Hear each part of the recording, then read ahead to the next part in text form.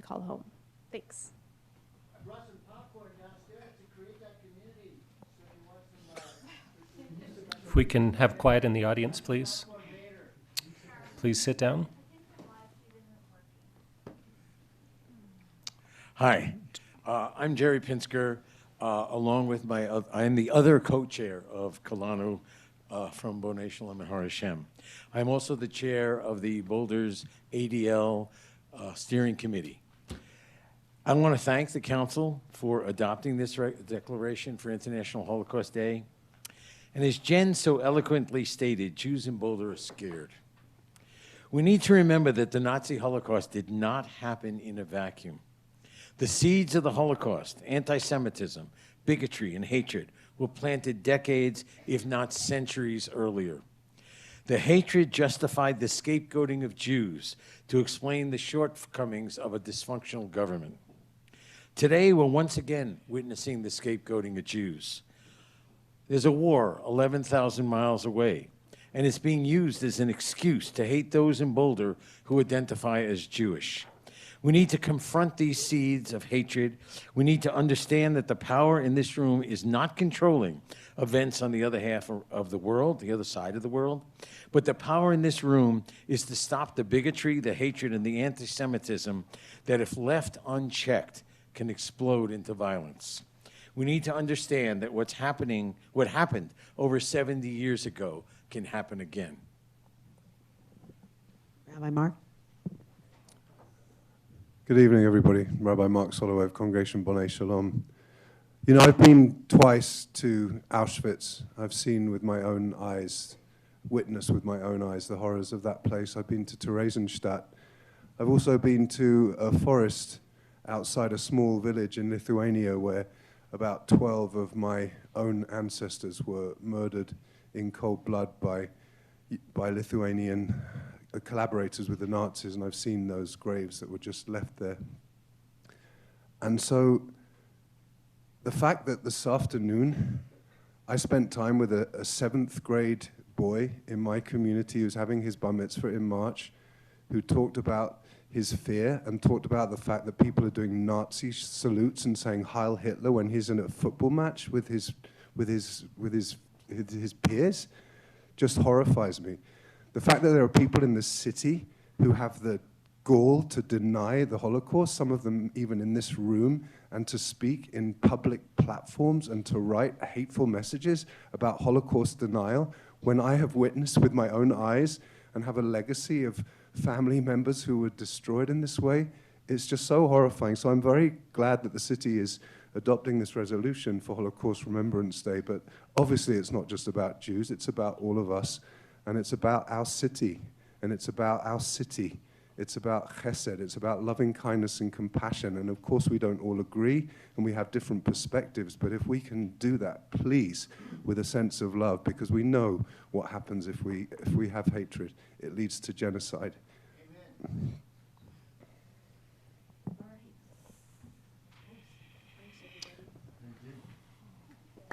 Thank you.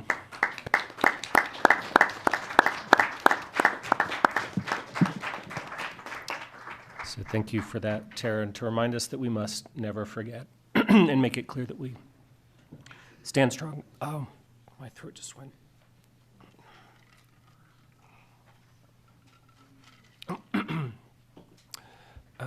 I need a moment. Did you want to say something? Okay, I'll let you go, Tara. Yes, Tara, I believe you have something you want to say. Hi, thank you, Aaron, for letting me follow up. And Tara, thank you so much for doing that. Your words, and to Mark and to your daughter and to Jerry, who, interestingly, I've known Jerry for such a long time. So it was always nice to see in our community a familiar face back from when our kids were at the JCC. So I also want to talk a little bit about why we continue to remember the Holocaust and why we need to continue to call out anti-Semitism vigorously. This has been on my mind in particular, and I've just visited the Holocaust Memorial in Miami. The memorial is powerful.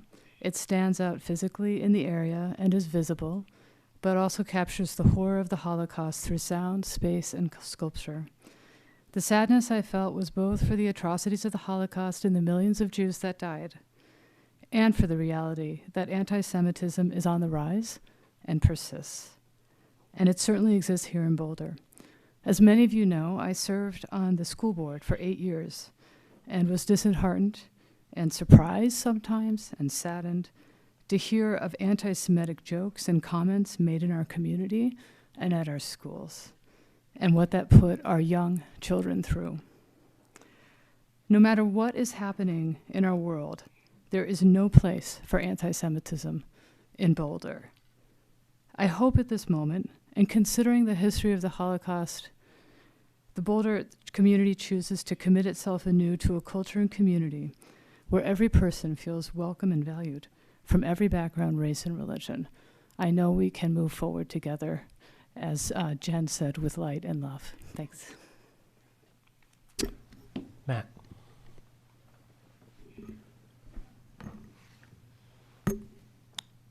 What's been said tonight is a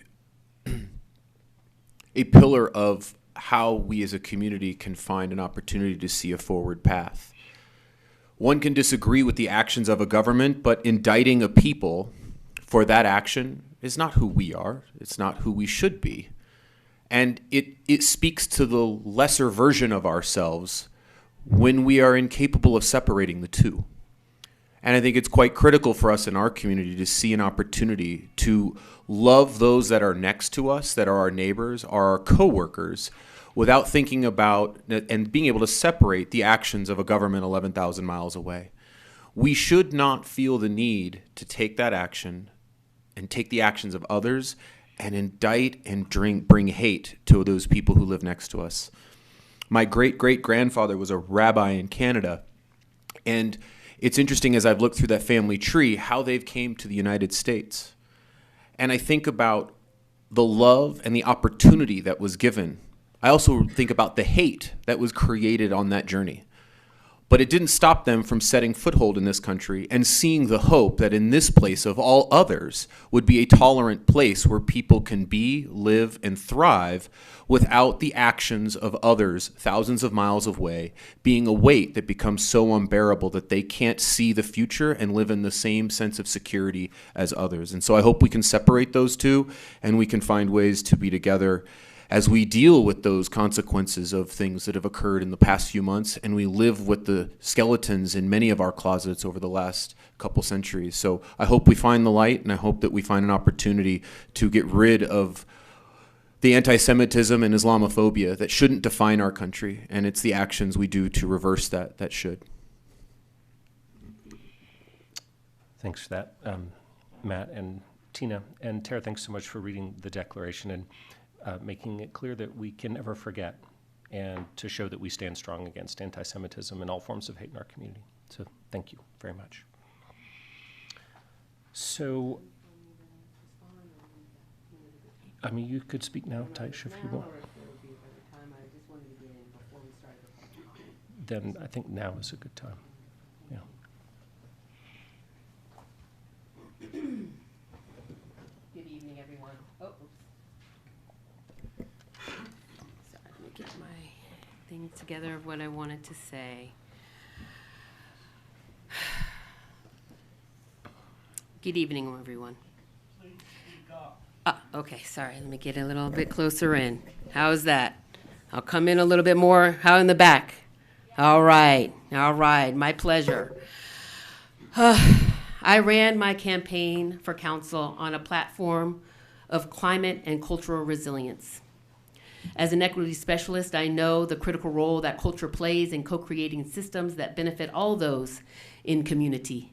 I shared Dr. Martin Luther King's audacity to believe in a beloved community, a community where, quote, caring and compassion drive political policies that support the worldwide elimination of poverty and hunger and all forms of bigotry and violence. At its core, the beloved community is an engine of reconciliation.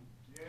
The initial letters I received in December were a call to action, a call to get offline and get back into community.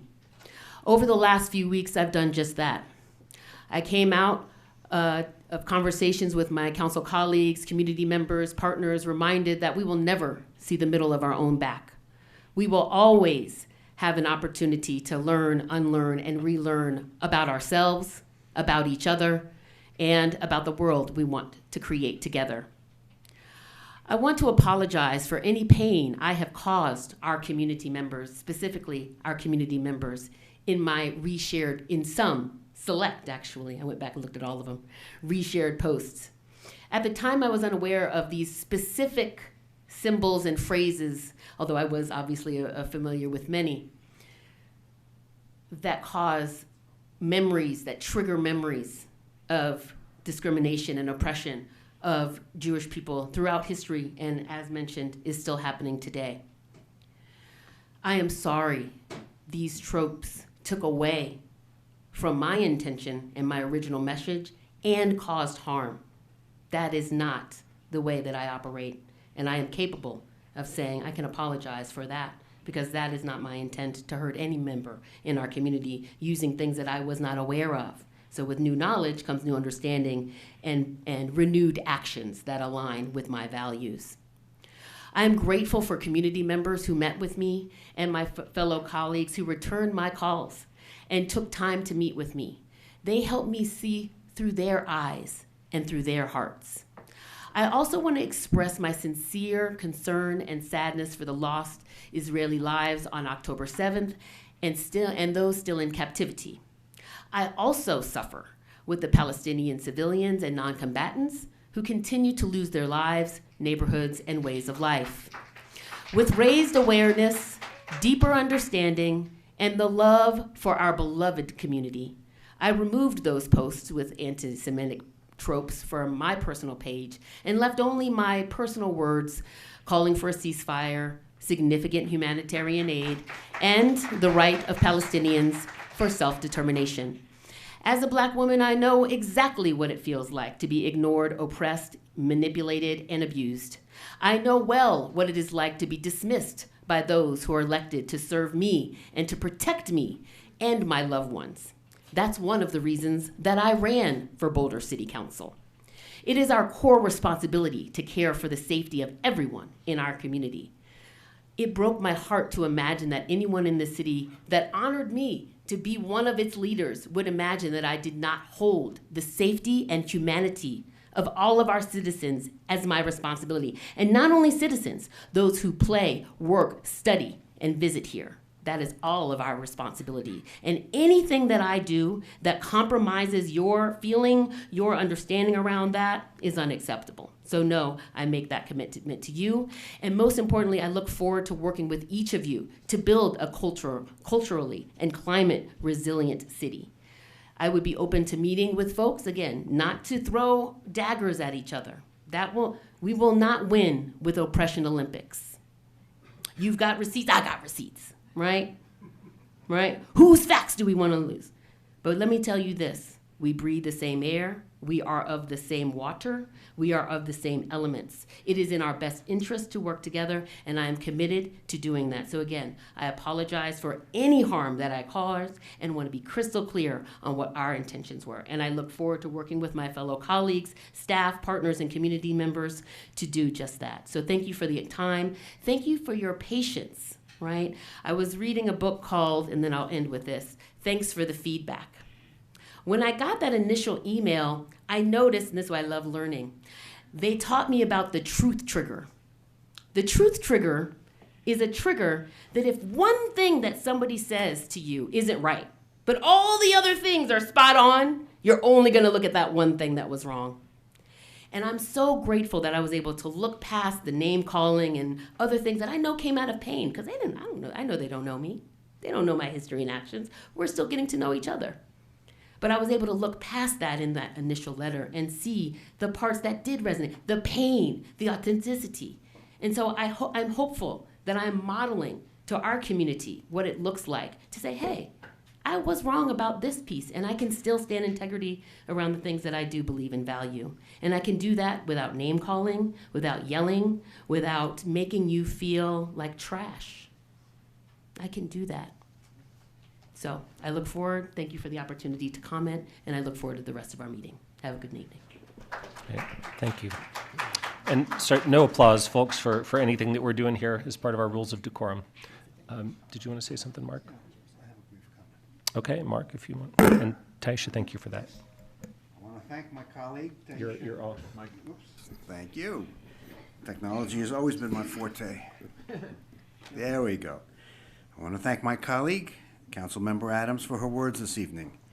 In my prior conversations with Taisha, it became clear to me that although we have vastly different views of the events in the Middle East, those differences were not motivated by anti-Semitism or a hatred of the Jewish people. It was also evident to me that she was unaware of the anti-Semitic tropes contained in the post that circulated on social media and did not fully grasp the manner in which they would resonate within the Jewish community. I believe that tonight's comments reflect the greater understanding she has achieved. I hope that this evening has gone a long way towards remedying the hurt that was caused by that post, and I gratefully appreciate the words spoken tonight. I can only say that a mistake was made, an explanation and apology was issued, and we should now show the grace of forgiveness for that error. I will note that if I had to apologize for every error I have made, we would be in special session until March. It is time to move on and address the business confronting this council. Thank you. Thanks, Mark. Nicole? Keep it really quick. I just wanted to say thank you to everybody who has spoken tonight, to everybody who has shown up. I greatly appreciate the honesty, the humility, the learning. This is kind of representing the courage that it takes to kind of get up here and talk about traumas, talk about family histories with the Holocaust, with events that are going on in the world. And I just want to say it's truly an honor. And I appreciate that we're staying connected to our shared humanity with humility and with a desire to work together for the benefit of the city. So thank you, Tina. Thank you, Tara. Thank you, Taisha. Thank you, Mark. Thank you, Matt. Thank you to the community members as well who spoke. So I think as long as we can remember that we are connected as neighbors, regardless of whatever else we're bringing, we can go a lot farther with our city. So thank you. Well said, Nicole. All right, we have a change of pace here. We're moving to our second item 1B, which is National Radon Action Month Declaration, to be presented by Councilmember Benjamin. Do we have anybody here from Boulder County Health? I didn't think so. Okay, just checking. I can read from the dais. Boulder County Public Health? I'm just here to answer questions. Well, okay, thank you. All right. So in recognition of National Radon Action Month here in Colorado from January 1st to 31st of 2024, whereas radon is an invisible, odorless, radioactive gas that threatens the health of our residents and their families, and whereas radon is a leading environmental cause of cancer mortality in the U.S. and the 8th leading cause of cancer mortality overall, and whereas the Colorado Rocky Mountain region has been ranked Zone 1, an area with the highest radon potential possible by the U.S. Environmental Protection Agency, and whereas Colorado residential radon data has shown 50% of Colorado homes tested as being at or above the U.S. Environmental Protection Agency radon action level of 4.0 PCIL, which is picocuries per liter of air. That's from back in your chemistry classes. And whereas any home in Boulder, Colorado may have elevated levels of radon, even if homes in the same neighborhood do not. And whereas supporting recommended radon practices and policies to reduce radon exposure is important to protect our community health and welfare. And whereas testing for radon is simple and inexpensive. And whereas identified radon problems can be fixed. And whereas Boulder County Public Health, the Colorado Department of Public Health and Environment, the U.S. Environmental Protection Agency, and the American Lung Association are supporting efforts to encourage Americans to test their homes for radon, have elevated levels of radon reduced, and have new homes built with radon-resistant features. Therefore, we, the City Council of the City of Boulder, declare January 1st through 31st, 2024, official National Radon Action Month. And I'll just ask, just when I got notified of this, first thing I did is went to my basement and made sure I had negative pressure on my radon system in my basement. So please make sure you all, if you have one, do the same thing. If you do not have negative pressure on that little liquid dial that's right there, call an expert, call the county, and they will work to get you some help. It's real easy to sort of notice that, but grounds shift, things sort of get moved around, and some of that tarping can get pulled away from various different things. So please do check it. It takes 2 seconds, and just always, I do it on a monthly basis. So please do that. That's your PSA here from your non-health expert, City Council member, Matt Benjamin. Thanks for that, Matt. And really appreciate Boulder County Public Health for bringing this declaration to us and for doing all that they do to raise awareness about the radon dangers in our community. And thank you for being here tonight. Okay, before we go to open comment, there's one other matter I'd like to bring up, which is an acknowledgement of the city and county and our partners' incredible work over this cold weather snap to open up the Emergency Warming Center and get everyone who wanted to out of the cold. It was an extraordinary effort, stood up on a last-minute basis. People worked really hard. And maybe, Nuria, you could speak to some of the details of how we accomplished that. I'd be happy to, Mayor, and I will say that most of those things happen on a last-minute basis because it's the nature of an emergency, right? And I appreciate the opportunity to provide a recap and a summary of the overflow warming shelter. I've got some notes in front of me because it was a lot of people who helped and some numbers to share, so I want to make sure I get it right. As most people in community know, the Emergency Warming Center was located at the East Boulder Community Center, which opened at 7 p.m. on Friday, January 12th, and closed at noon on January 16th. This extraordinary measure was an emergency response under the oversight of our Office of Disaster Management that we partner with Boulder County, and was taken in coordination with more typical severe weather protocols because of forecasts showed we would have below zero temperatures and significant wind chills sustained over several days.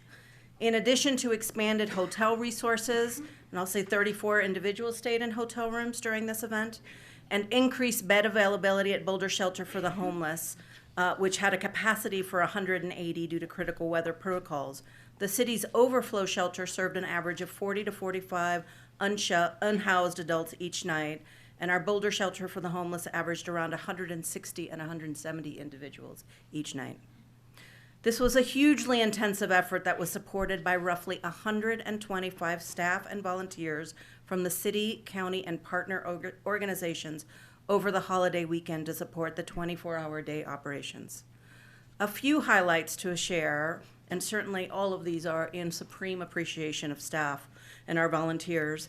The city's Housing and Human Services staff led the shelter operations and coordinated with other homelessness providers. Shelter operations were supported by many city and county staff from across the variety of organizations. Public Health coordinated Medical Reserve Corps staffing for the shelter to provide medical care for medically impacted guests. Mental Health Partners provided daytime services for our occupants. The Boulder Police Department provided 24-hour coverage of 2 officers at a time to provide safety and security for our staff and those staying with us.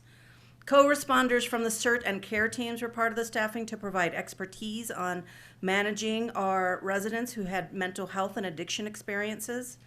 Boulder PD, Boulder County Sheriff's Office, and community outreach workers engaged daily with individuals who chose to remain outside, encouraging them to seek shelter and giving them rides to shelter when they chose to. And a shout out to VIA bus drivers who also stopped to check on folks as they were driving routes to other areas. Transportation was coordinated by the city's Transportation Mobility Department in coordination with VIA Mobility, providing buses and drivers throughout the entire operational period. City of Boulder Facilities and Fleets and Parks and Recreation staff kept the East Boulder Recreation Center open, maintained, and continuously addressed issues as they arose, as well as provided daily custodial and facility maintenance support. The team also facilitated showers for shelter residents Saturday and Sunday evening after Recreation Center closure. The Office of Disaster Management provided and managed emergency operations to coordinate and support the operations and fulfilled incident command duties, and I believe they have bought out every yoga mat and blanket in the entire region.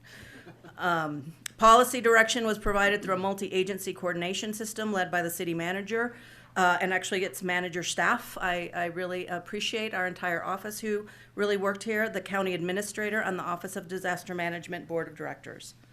The activation was, as you can see, a significant effort, and one that I truly believe, and I know that you know, saved lives over that weekend. And I want to thank all the staff and volunteers who helped make this happen. And I want to also thank council who shone a light on this critical incident and event as well. Many of the HHS staff you will see present later on tonight are the same staff that worked overnight shifts to support this shelter.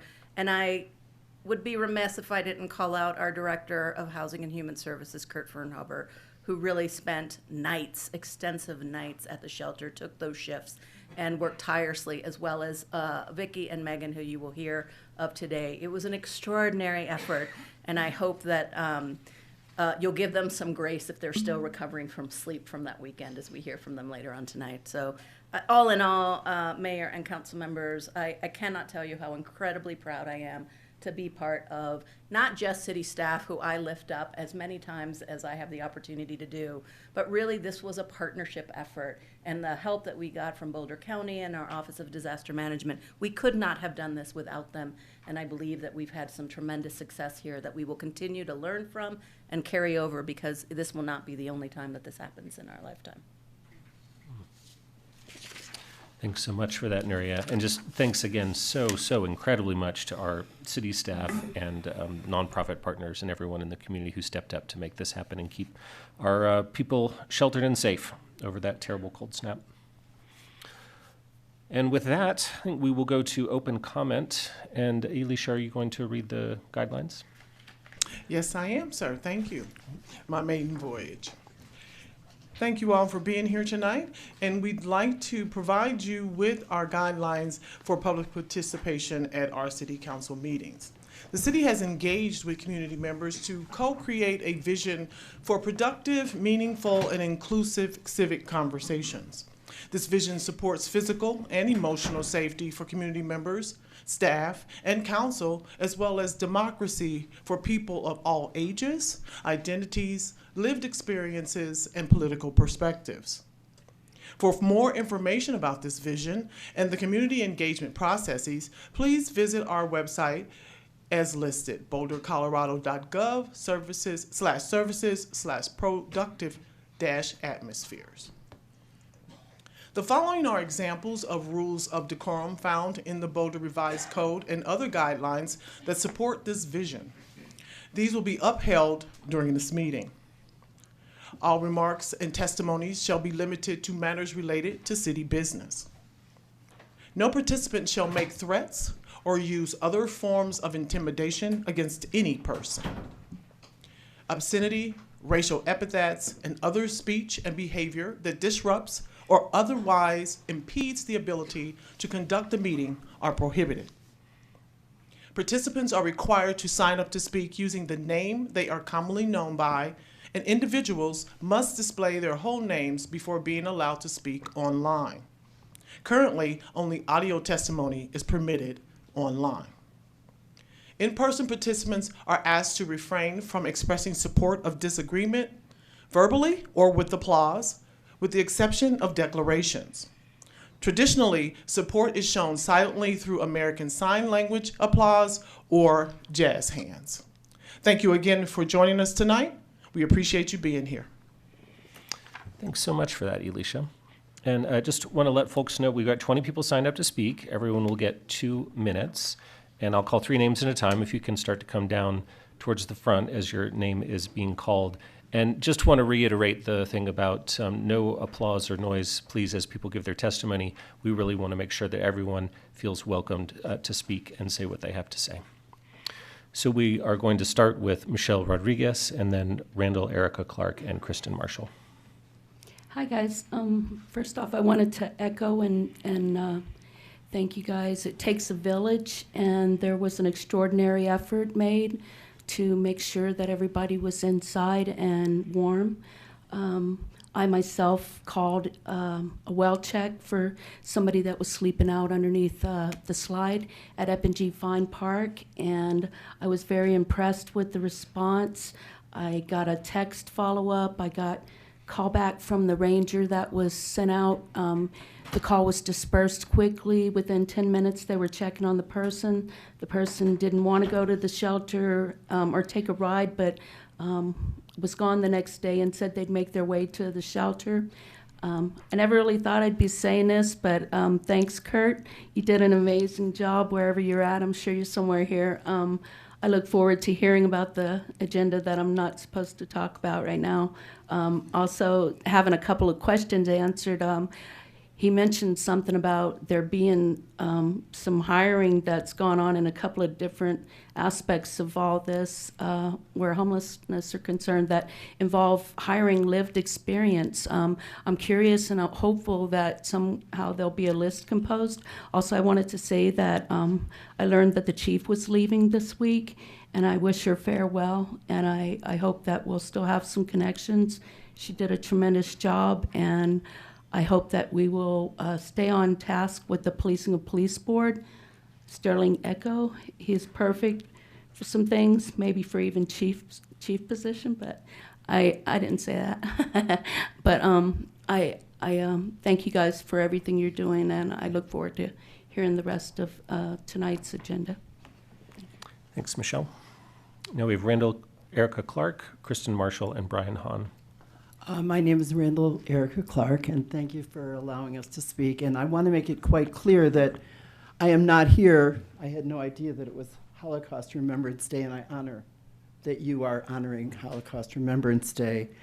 And as soon as I found out that it was, I looked up the definition of Holocaust in the Merriam-Webster Dictionary, and it comes from a very ancient word that means a sacrifice consumed by fire. And it's further defined as a mass slaughter of people, especially genocide. And we're all aware that the UN has called the war on Palestinians genocide. And so I'm here with a number of other people who are here requesting that our city council adopt a resolution. And I will read it as it was presented to you, I believe. Concerned citizens of Boulder call upon the Boulder City Council to adopt the following resolution regarding the conflict emanating from the Gaza Strip. To prevent further loss of life, there must be an immediate and sustained ceasefire enacted by all parties involved in the Gaza conflict. The ceasefire must include the Gaza Strip, the West Bank, East Jerusalem, northern Israel, and Lebanon. All Israeli hostages and Palestinian prisoners must be released. A humanitarian corridor must be opened immediately, allowing for the unrestricted provision of non-military goods to civilians throughout the Gaza Strip. And I just want to say that Boulder City Council has in the past adopted resolutions. I believe it was one against the Iraq War. I don't know if there were ones prior to that about the Vietnam War. But I want to say that you're in good company if you adopt this resolution. As of January 10th, the following cities have adopted similar ceasefire resolutions: Raymond, California; Cudahy, California; Bridgeport, Connecticut; Wilmington, Delaware; Atlanta, Georgia; Dearborn, Detroit; Dearborn Heights; Hamtramck, and many other cities in the country, about 20 as of January 10th, but probably by now many more, and there will be more. Thank you. Thank you very much. Now we have Kristen Marshall, Brian Hahn. No noise, please. Kristen Marshall, Brian Hahn, and Aaron Brooks. Thank you for this opportunity. Can you speak into the mic, please? Yes. Thank you for this opportunity. Let the peace of great mountains be for you, the sleep and the eyesight of eagles, sheet, mist shadows, and the long look across. You probably recognize that poem by Carl Sandburg. It's my favorite. And I read it during a dedication to my friend Michael Baum. Michael, during his brief life, was a scholar and an anti-war activist. Michael agreed with Martin Luther King. He believed that injustice anywhere is a threat to justice everywhere.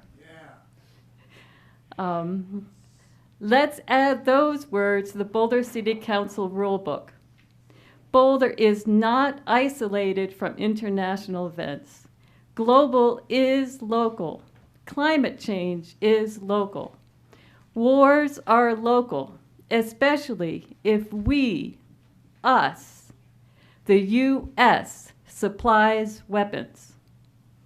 Decreasing the size of the U.S. military budget might also decrease the number of vets sleeping on Boulder streets, vets with PTSD. Imagine if the money spent for the military was redirected to protect the environment and to end poverty. That was Michael's dream. We talked about it on our last hike together. We were hiking to one source of the Hudson River, Lake Tier of Clouds. Let the peace of great mountains be for you, the sleep and the eyesight of eagles, sheet mist shadows and the long look across. I support a ceasefire. Thank you. Thanks, Kristen. So, folks, no on the noise, please. We'll have to go into a recess if the noise continues. So our next speaker is Brian Hahn, and then Aaron Brooks, and then Jen Livovich. Hi, my name is Brian Hahn. My wife, I, and my 2 kids have lived in Boulder since '89. I'm not going to talk about the Holocaust, even though I should have known about it since I lost a good deal of my family with it. In general, I'd actually like to voice my support for the work being done in Boulder around transportation and safety initiatives for bicycles, micromobility, and all alternative forms of transportation, and encourage more. With those initiatives, I think more needs to be done to increase outreach, communication, and involvement of those communities in planning and implementation and when changes are made. I also suggest that the city investigate possible legislative changes such that bicycles at all are considered vehicles both on the roadway and on multi-use paths. Unfortunately, I can tell you from personal experience that a bicycle crash on a multi-use path versus another bicycle is not a vehicle, as the assistant DA found out, resulting in insurance not being able to be claimed against insurance companies, the loss of tens of thousands of dollars. I think that will get even more so with other micromobility, so something to think about. Also, with the increased adoption, I would encourage you to quickly add or change more options for their use, and including safety. Safety needs to be a primary concern, and also communication of that. As an example, on December 17th, I was out biking on Baseline. A lot of changes have been made on Baseline. I was unaware that at Baseline in Mohawk, they added speed bumps in the bike lane. I did not see them because they were painted the same as a crosshatch. Crashed, 911 called, Boulder ER visit, cracked sacrum, concussion, and other things. Found out on Nextdoor that we had 3 more crashes within a week and a half. So I would encourage more work on that. And thank you for your time. Thanks, Brian. Now we have Aaron Brooks, Jen Livovich, and Emily Reynolds.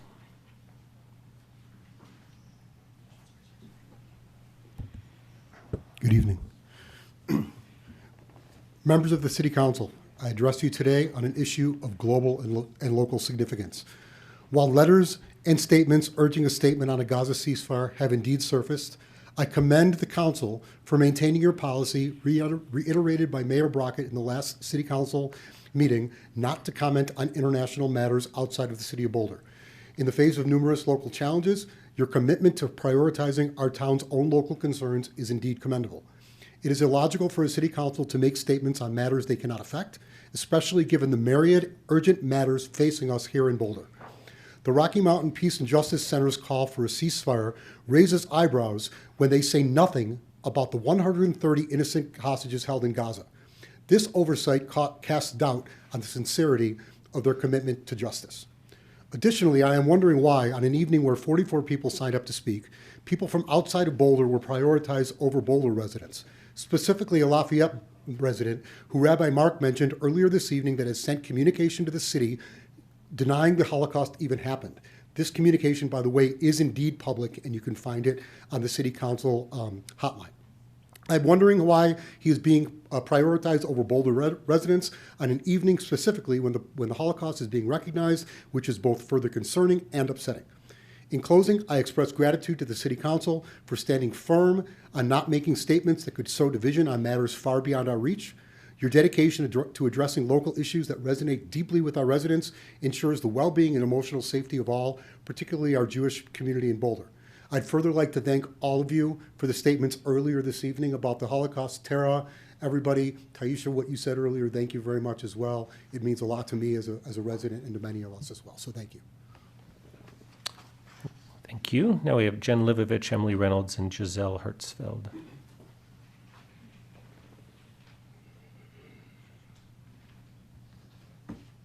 Good evening, Council. My name is Jen Livovich, and I have founded 2 homeless nonprofits, Streetscape being the latest. I also spent 5 years on Boulder streets as a chronically unsheltered high system user. Today, I speak as my own person. I appreciate Council's presence at this year's Homeless Memorial. 54 lives were lost. I knew at least 7 people on the list that died from overdose that occurred in public spaces or inside Housing First apartments.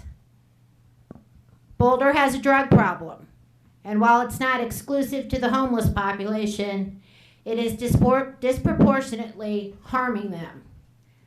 By my estimation, no less than 80% of our unsheltered are addicted to deadly meth, fentanyl, or both.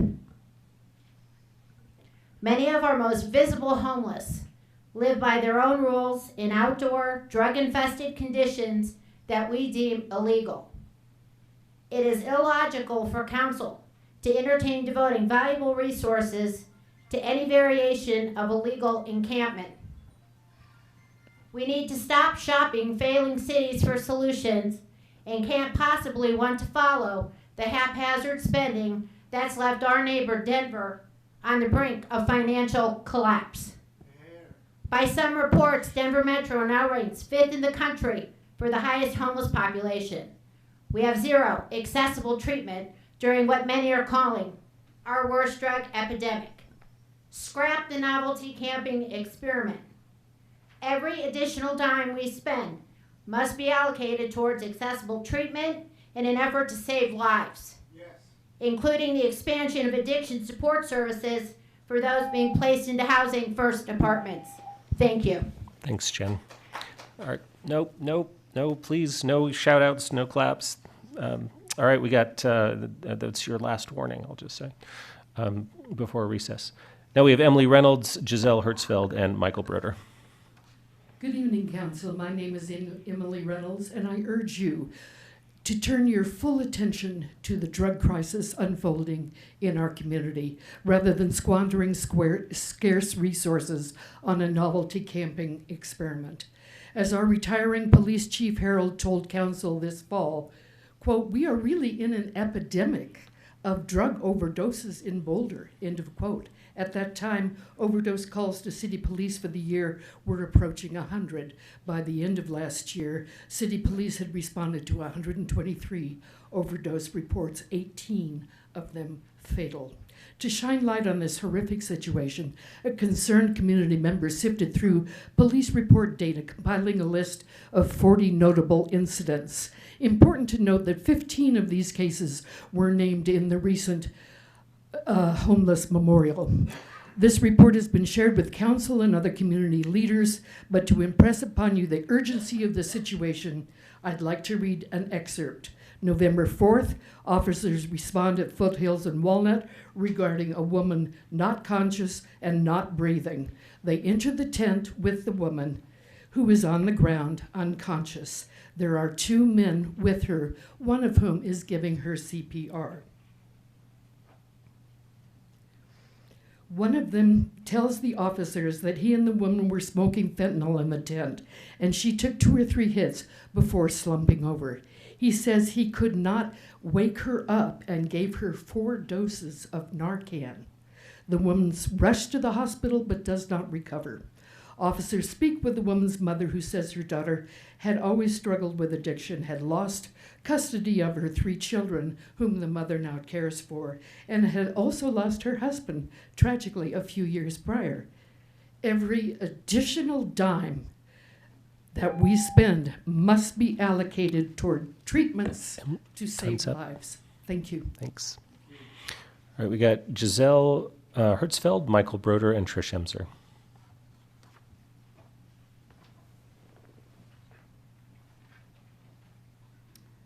I come to you today as the descendant of a victim of the Holocaust.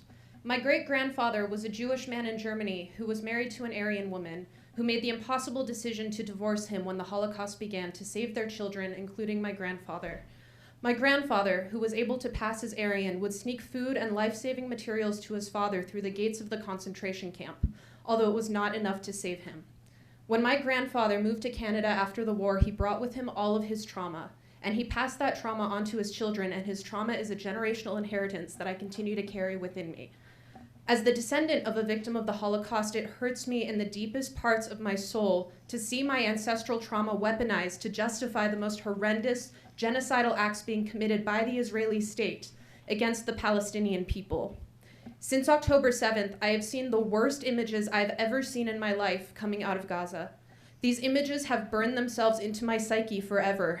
This genocide is completely unprecedented in the fact that it is being live streamed in real time by its victims. If you have not seen the images coming out of Gaza, it is not because you do not have access to them, it is because you are choosing to ignore them. And as much as it hurts to see these most extreme depths of human depravity and human suffering, I have to bear witness to it, and I cannot look away because it is my ancestral trauma that is being used to justify these atrocities. Never again means never again for everyone. Not never again specifically for Jewish people or for descendants of Holocaust victims. Never again means that the Palestinian people are my people too, and I will not stand by idly and watch my friends, neighbors, and beloved members of my community get traumatized again and again every time they lose another family member, and another family member, and another family member, and then get doubly traumatized by the fact that they're suffering and their trauma is being sidelined and ignored by the people who are supposed to be elected to represent them. I know your hearts are big enough to make room for the Palestinian and Muslim members of your community too, because their trauma matters. Their families matter and their lives matter. How are you going to use Giselle, your voice, your up. influence, and your power as government? Giselle, your time is up. Thank you. All right. I think let's take a couple minutes, guys, because we're not being able to speak without having outbursts. So let's just pause for a minute.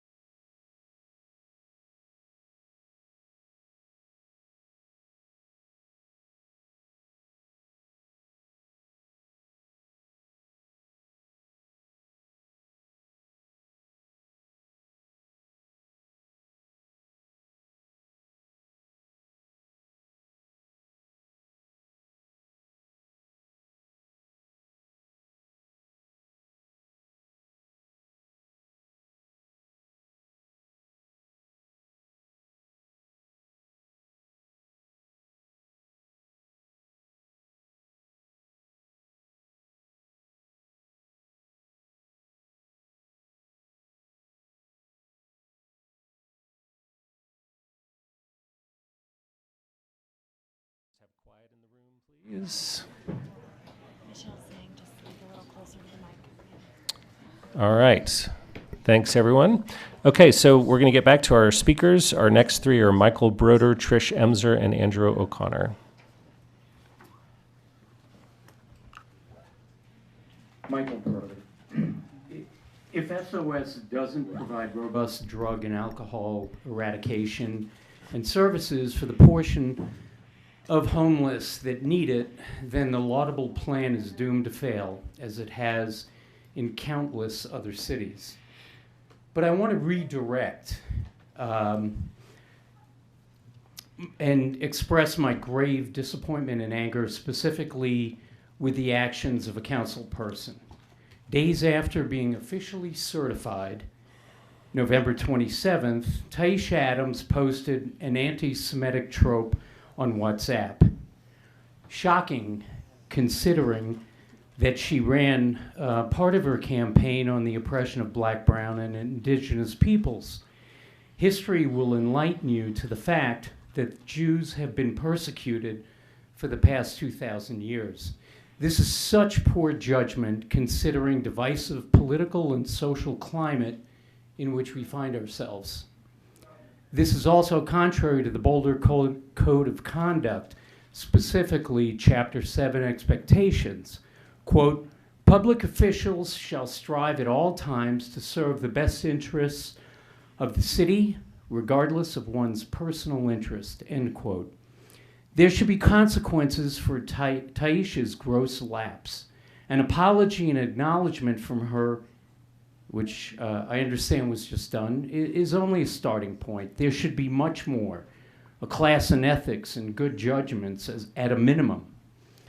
Then Mayor Brockett brought this incident up at December 7th council meeting and asked Taisha for comment. Deafening silence from her. Then Aaron provided cover by saying, quote, Taisha wishes the best for the world and all, end quote. How does he know what's in her heart and mind? And there's more. Time's up. Thanks. Okay, we have Trish Emser, Andrew O'Connor, and Mary Fitzgerald.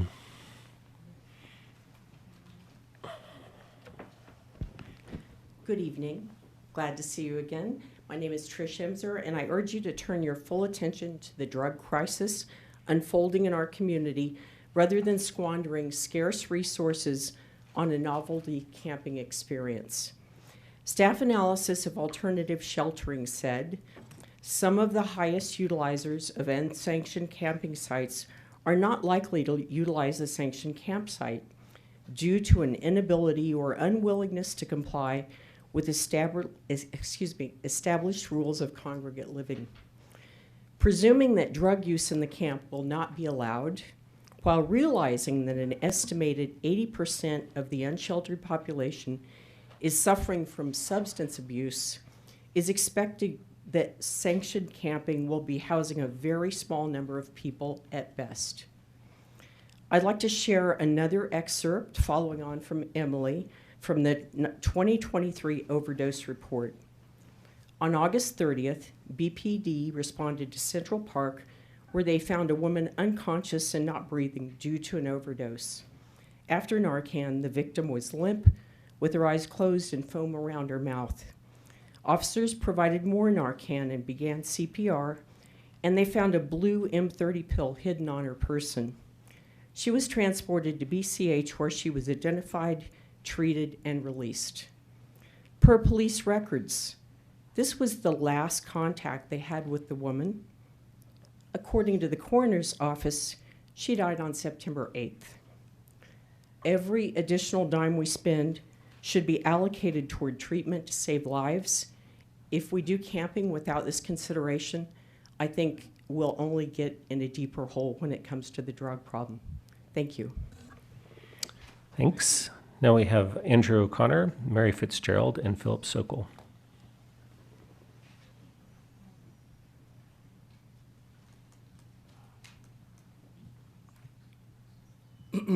Members of the Boulder City Council, my name is Andrew O'Connor, and I represent myself and many members of the Boulder community. And I call upon the Boulder City Council to adopt the following resolution. To prevent the further loss of life in Israel's war with Gaza, all parties must immediately implement a permanent ceasefire to include the Gaza Strip, West Bank, East Jerusalem, Northern Israel, and Lebanon. Let me be clear, this is a Holocaust for Palestinians. All Palestinian prisoners and Israeli hostages must be released. A humanitarian corridor must be opened immediately, allowing for an unrestricted provision of non-military goods to civilians throughout the Gaza Strip. At least 24,000 Palestinians and 1,400 Israelis have already been killed. Approximately 70% of the Palestinian casualties are women and children. Israel's refusal to allow requisite supplies into Gaza threatens the lives of virtually all residents with starvation, dehydration, disease, and lack of shelter. Israel's public stated strategy is to force the residents of Gaza out of Israel-Palestine. Israeli officials freely admit that their objective is ethnic cleansing. If the Gaza war persists, the remaining Israeli hostages are likely to be killed. The Gaza war has expanded to Lebanon and Yemen and threatens to expand into a regional or even global war. A ceasefire would limit the worldwide growth of anti-Semitism, which is a direct result of Israel's slaughter of civilians. Anti-Zionism is not anti-Semitism. American Zionist Jews are moral monsters when they attempt to excuse the mass slaughter. Thank you. Okay, we have Mary Fitzgerald, Philip Sokol, and Moji Aga.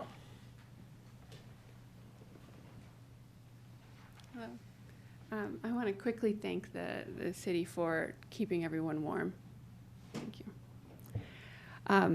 I'm here as a voter, a mother, and a human being with eyes, ears, and a heart. I'm here to support the Rocky Mountain Peace and Justice Center's proposed resolution for a ceasefire. Many bombs dropping in Gaza are made right here in Colorado, and this faraway conflict indeed feels close to home. In the relentless stream of images coming from Gaza, I see my own ordinary family in the ordinary families who are being torn apart. I am every grieving mother, and my children are every orphan. I know I'm not alone in this grim fantasy because polls show most Americans now support a ceasefire. And every week, streets in cities across the country and the world fill with people like me calling for a stop to the violence. Our federal government is not listening to us. Instead, it is now bombing neighboring nations such as an already war-torn Yemen. We are turning to you, our city councilors. Please represent what we demand from the bottom of our hearts to be heard and call for a ceasefire. Thank you. Thanks. Now we have Philip Sokol, Moji Aga, and Tom Mayer.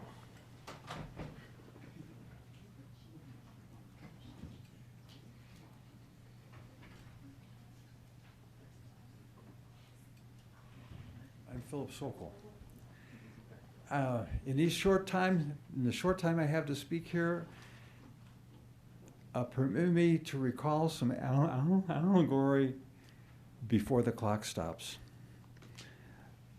Let us remember several years ago, Prime Minister Netanyahu's use of a defensive trick in the United Nations, using an old story and threatened Iran for its supposed nuclear development.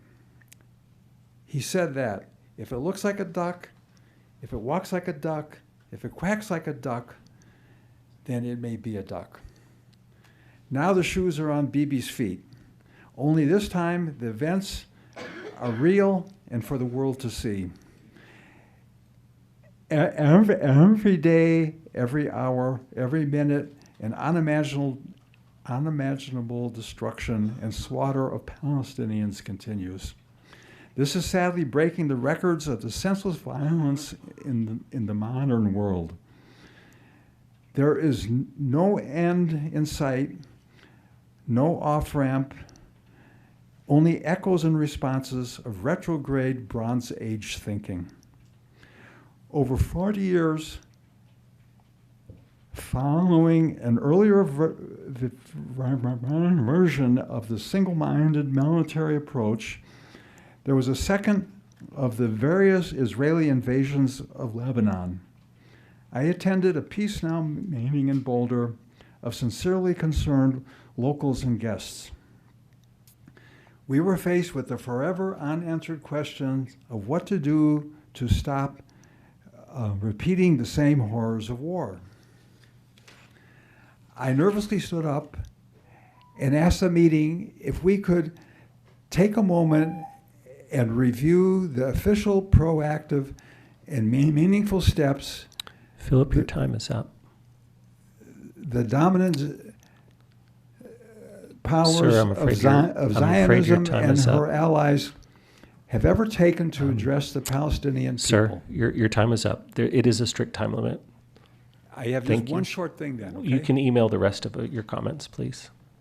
Thank you. Now we have Moji Aga, Tom Mayer, and Jess Dion.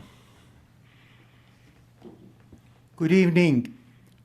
I am standing before you in support of the moral ceasefire now resolution as an Iranian American Muslim Sufi persecuted by the regime in Iran because I am a Muslim and I'm a peace and human rights activist. Every time the regime in Iran uses Islam to perpetuate horrible crimes, I say, not in my name. I am proud to be the gentleman who is going to be talking after me immediately is a professor whose father was a Holocaust survivor. And I'm proud that he says, as a Jewish brother, not in my name.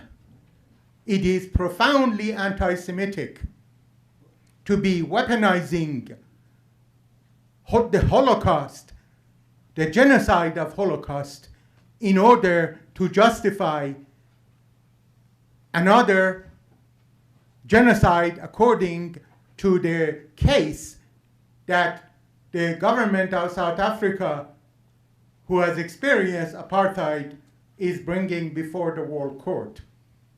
I'm a member of Historians for Peace and Democracy, an affiliate member of a Jewish Voice for Peace, and also an associate member of Veterans for Peace.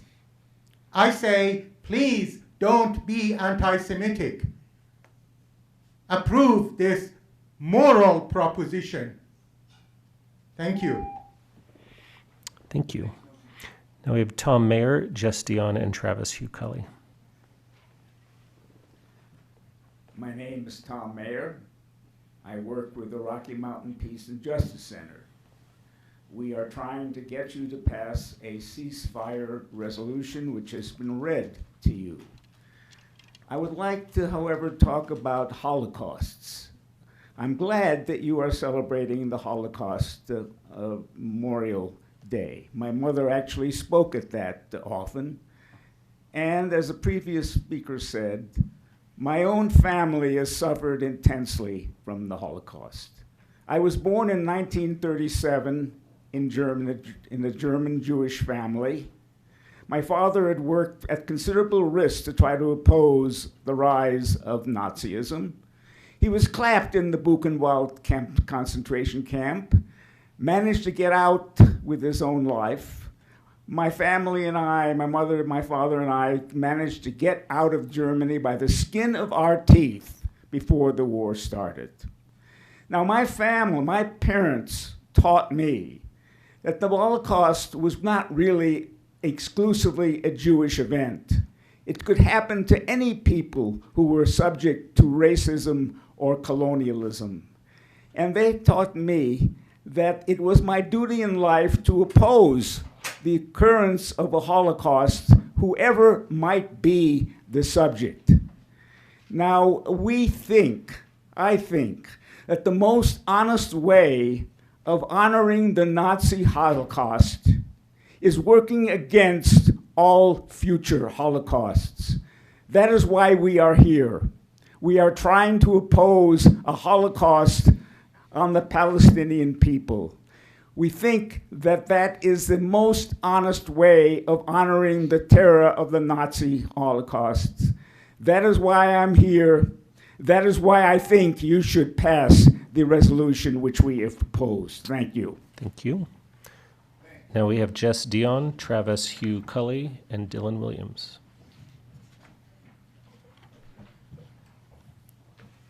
Hi, Council. My name is Jess Dion. Can you speak into the mic, please? Yeah. And I am here to urge you to turn your full attention to the drug crisis in our community, rather than squandering scarce resources on a novelty camping experiment. The staff analysis indicates that a sanctioned outdoor campground would cost the city between $37,000 and $44,000 per structure or person per year. This is compared to the $30,000 per year for indoor supportive housing. Operational and supportive services needed to run the campground would account for roughly $1.2 million in annual costs. This money would be better spent on addiction treatment during this drug crisis. To impress upon the City Council the urgency of this situation, here is another excerpt from the overdose report. On October 22nd, officers conduct a welfare check at an affordable housing complex in South Boulder after a neighbor complains of a strong odor. They find the man deceased on his bed in a resting and peaceful position. They find several marijuana pipes, many lighters, and some glass pipes that are often used to smoke meth. Officers speak with another neighbor. She says she was not friends with the man, but was very friendly with him. She last saw him 2 days previous when she noted he was looking very sick. She says he had street people friends who would come over. Some of them were not very nice people. She suspects the whole group was using meth. She says the man lived there when she moved in 9 months ago, that he did not work, and that he was a nice guy who just hung around trash, in her words. He would always apologize for his friend's behavior and never bothered her. This is a drug crisis, an epidemic of overdoses, not an affordable housing crisis. Every additional dime we spend must be allocated towards treatment to save lives. Thank you. So our last in-person speaker is Travis Hugh Cully, and then we'll go to our virtual speakers. Good evening, Council. I'm Travis Cully, 3195 Pearl Parkway. I first want to say, yes, we can sign the resolution that has been brought forth. The Rocky Mountain Peace and Justice Center is an important local voice for Boulder rights like myself, and they speak for me on that issue. Furthermore, I want to speak to the fact that we all do breathe the same air, we all do breathe the same water, and we all do suffer the same elements. Thank you for the resolution and statement about radon previously, as recommended from the Colorado Department of Public Health. And thank you, Matt, for your words on that subject. Of the many things that complicate our lives and make living hazardous, it's important to recognize that there's no amount of that the simple dangers that we have to face cannot be ruled out. And these simple dangers come from elements that are in our environment. They're innate to us. They're naturally existing. Why is it that there's a large amount of radon in our environment? It's partly because possibly plutonium decays into uranium, uranium decays into thorium, thorium decays into radium, and radium releases a gas called radon. And that's isotope number 227. And this is a present danger that we all face. Bad contractors, neglect of testing, sampling, false expectations of culture, all of these problems collect into this inert, invisible substance that, like plutonium, emits alpha radiation. Radon bioaccumulates, and it will do so in your lung tissue. The body then gets sick because it's in proximity to your own lungs. Thank you. Yep, thank you. Okay, we've got 3 virtual speakers, and those are Dylan Williams, Laura Gonzalez, and Sherry Hack. So Dylan, you're up. Thank you. My name is Dylan Williams, and I would like to briefly discuss one of the most obvious things that we can do to help address air and noise pollution in Boulder. And because noise pollution is generally less well understood than air pollution, I included a link on this page to an interesting article on noise pollution from the NIH. In a recent debate about lawn and garden equipment, I have seen statistics like only 0.3% of CO2 is generated by lawn and garden equipment. Next slide, please. So I was surprised when I saw this lawn and garden equipment comparison by CNN. Not a single gas-powered model because of air and noise pollution. Got me to wondering why gas-powered lawn and garden equipment is so bad. Next slide, please. It's because they use 2-stroke engines. I am sure that you have heard that 2-stroke engines are somewhat less efficient than standard gasoline engines. But the reason that they are less efficient is horrifying. The light blue in this picture illustrates the oil and gas mixture that is used as fuel. The scary part is that this fuel mixture is used to push the exhaust out of the combustion cylinder, resulting in a toxic mix of exhaust and partially burned oil and gas byproducts being pushed out of the exhaust port with every revolution of the engine. According to a recent camera article, lawn and garden equipment creates most of the fine particles in Colorado air, and as many of the ozone-creating volatile organic compounds and nitrogen oxides as 880,000 cars, nearly half the number of cars in Colorado. Next slide, please. Automotive exhaust systems are carefully designed to reduce air pollution and noise, but there is none of that on 2-stroke engines. Next slide. California will prevent the sale of new 2-stroke engines by 2024. Similar regulations are being considered in Colorado. The time is now to look for ways to support this transition. Thank you for listening. Thank you. Our last 2 speakers are Laura Gonzalez and Sherry Hack. Hi, can you all hear me? Yes. Okay. Good afternoon. My name is Laura Gonzalez, and I identify as a Maya Mopana and Tsai indigenous woman. I am here to speak on behalf of only myself and the legacy of my indigenous ancestors who survived and who didn't survive for our own settler colonial genocide. I am here today to urge all of you to pledge for justice and unity through actions and not just words. I am urging you to introduce and quickly pass a permanent and immediate ceasefire resolution to stop the genocide of indigenous people in the occupied Palestinian territories by the state of Israel. I'm sure you can pass this resolution just like you did in 2003 to oppose a US attack on Iraq that killed 1 million innocent people. In addition to this resolution, I am demanding that you all oppose the $1.6 million taxpayer dollars from our city that gets sent annually to aid the Israeli military. I plead you to divest the $1.6 million taxpayer dollars to instead fund our children who are living in poverty in the city of Boulder in addition to other needs. Child poverty increased from 6.9% in 2019 to 14.7% in 2022. You can also be addressing the drug abuse issues that other folks here have also mentioned. I hope that when the city council member Weiner introduced an International Holocaust Remembrance Day, she was also thinking of the current dehumanization and discrimination Palestinians are going through by the systemic oppression and murder of the Israeli state. It is clear that what is happening in Palestine is a Holocaust and is happening again.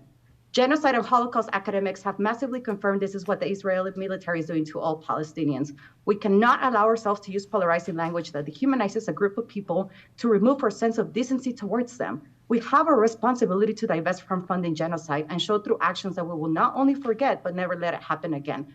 Boulder shouldn't be a place for anti-Semitism, which is not the same as anti-Zionism, and also not a place for Islamophobia and anti-Middle Eastern rhetoric. I ask you that you stand up for us, all indigenous people all over the world. You as city council members who are Boulder leaders and lawmakers have power to change public opinion as your words carry weight. I want to Laura, your time is up. Thank you. Last speaker is Sherry Hack. My name is Sherry Hack, and I urge you to turn your full attention to the drug crisis in our community rather than squandering scarce resources on the concept of a camping experiment that would most certainly fail like many established before. The staff analysis indicates that funding for a sanctioned campground would have to come from existing programs such as the Day Services Center, the Crisis Intervention Response Team, and homelessness housing. So not only would this campground not address the needs of the chronically homeless population, it would actually detract from critical existing services. Here's another excerpt from the overdose report. On March 27, officers respond regarding an unattended death at one of Boulder's Housing First facilities. A staff member tells them 6 days earlier she led a male resident into the elevator and noted that he seemed to be under the influence of drugs and alcohol. She notes he was known to use drugs.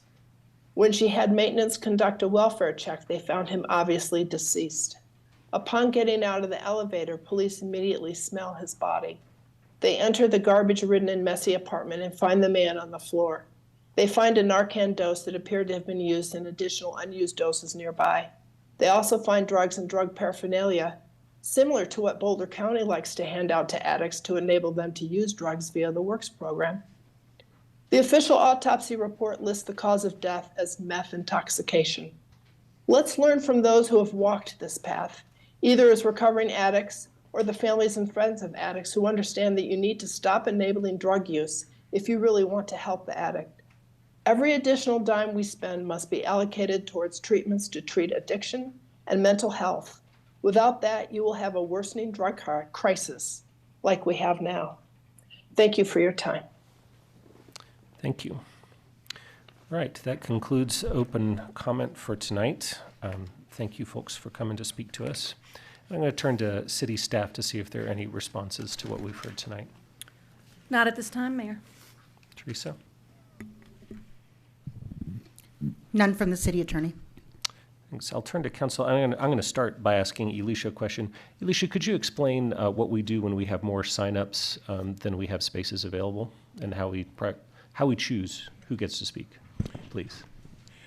The open comment, sir, is the only portion of public participation that is limited, has a limited number of speakers allowed, and that number is 20. And according to our Boulder Revised Code, the 60 minutes are allocated for those 20 speakers.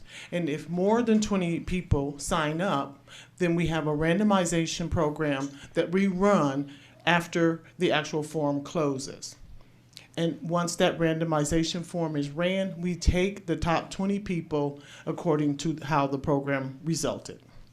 So fully random, in other words. Fully random. Thank you for explaining that. Does anyone on council want to respond at all? Tina? Then can I just ask, we don't make any difference whether the person resides in Boulder or not, is that correct? That is correct. Anything else? Ryan and then Matt.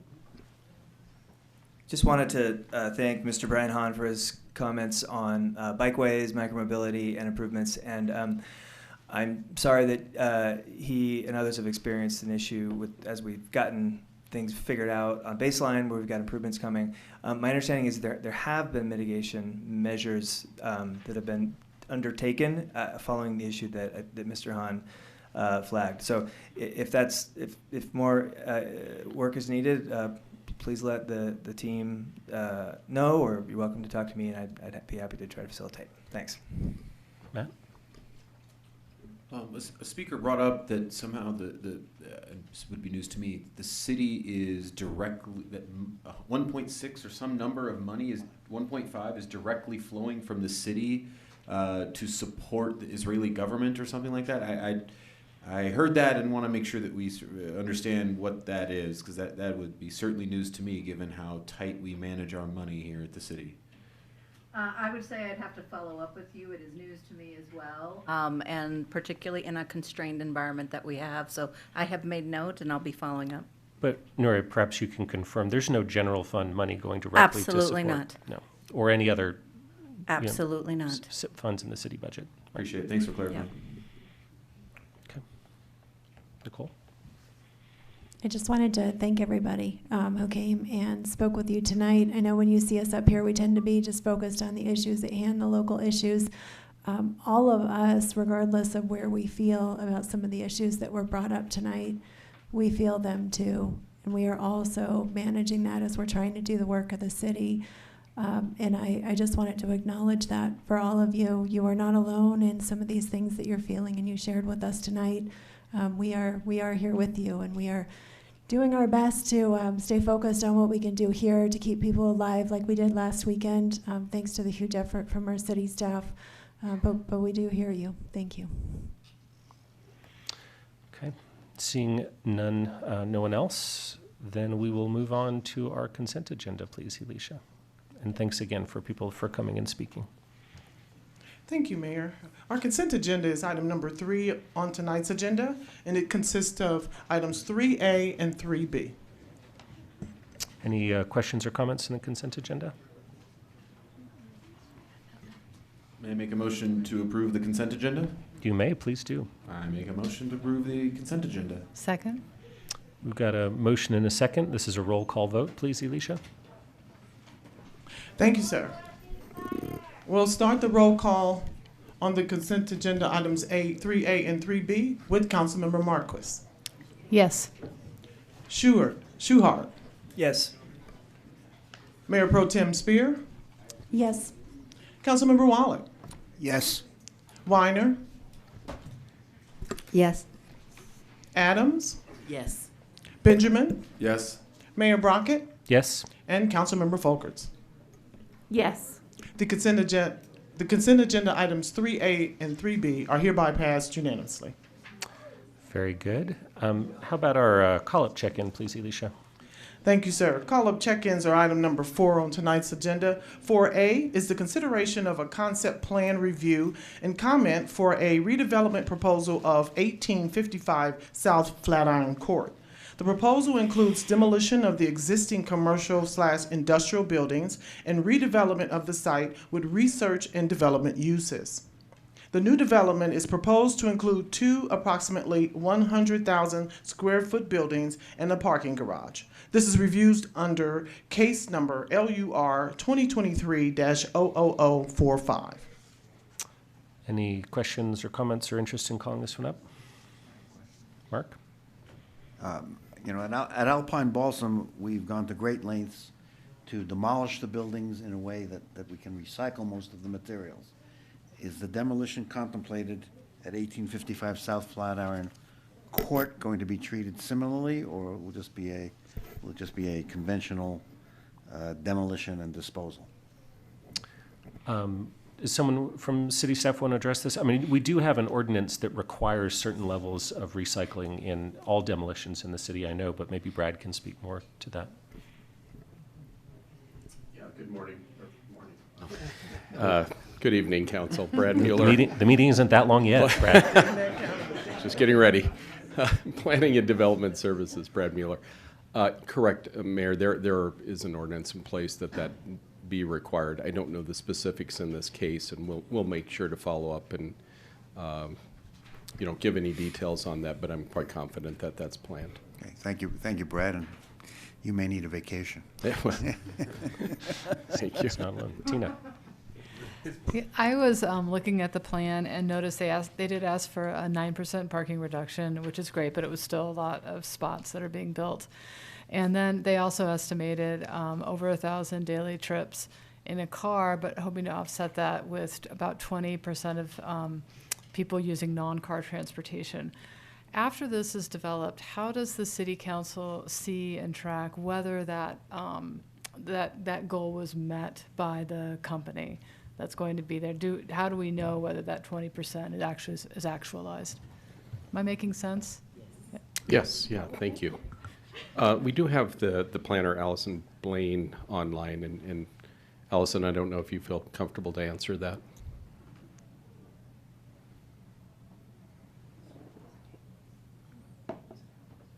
Hi, I'm here. Sorry, trying to get my camera on. As far as the... Allison, actually, if you don't mind just introducing yourself for the record to start. Hi, Allison Blaine, Senior Planner, PNDS. Thanks. I guess I don't have the specifics on that question for how it's tracked after development. I don't know, Brad, if you have anything else to add to that. Only that I know there is a tracking mechanism, so I will add that to things to follow up and give some details about. But I don't know the exact mechanism. Thank you. And if there's even just general information Sure. that it usually seems to pan out the way it's planned through Yeah. the other projects that we've seen, that would be terrific. Thanks. Yeah, absolutely. Happy to do so. Matt, and then If you want to call, will you then do that? Yeah. Okay. So thank you, Tina, for bringing that up. I didn't realize that we didn't have a process in place for both capturing that information, and then I also have curiosities about what if they're not meeting those.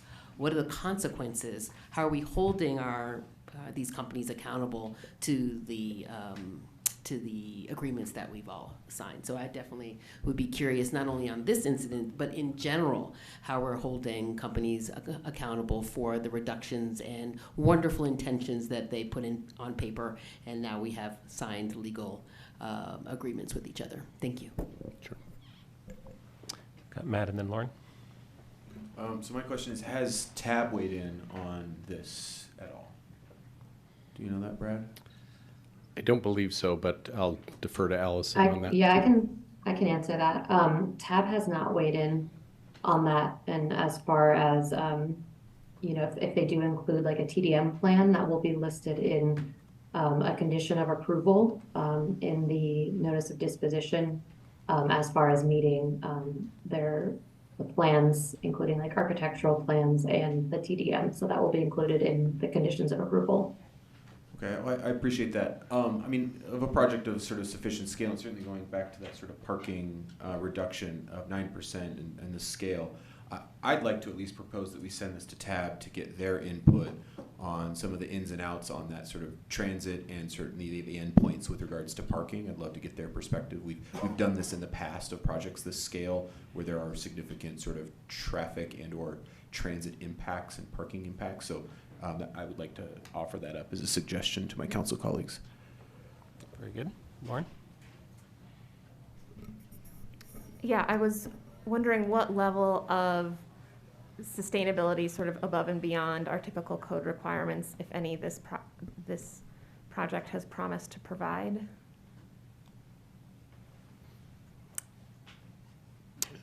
Allison, I'll defer to you on that. Yeah, I can jump in. So at this point, it's still in the concept plan phase. Mm-hmm. When it comes to site review, we will look through our site review criteria more closely, including the sustainability piece.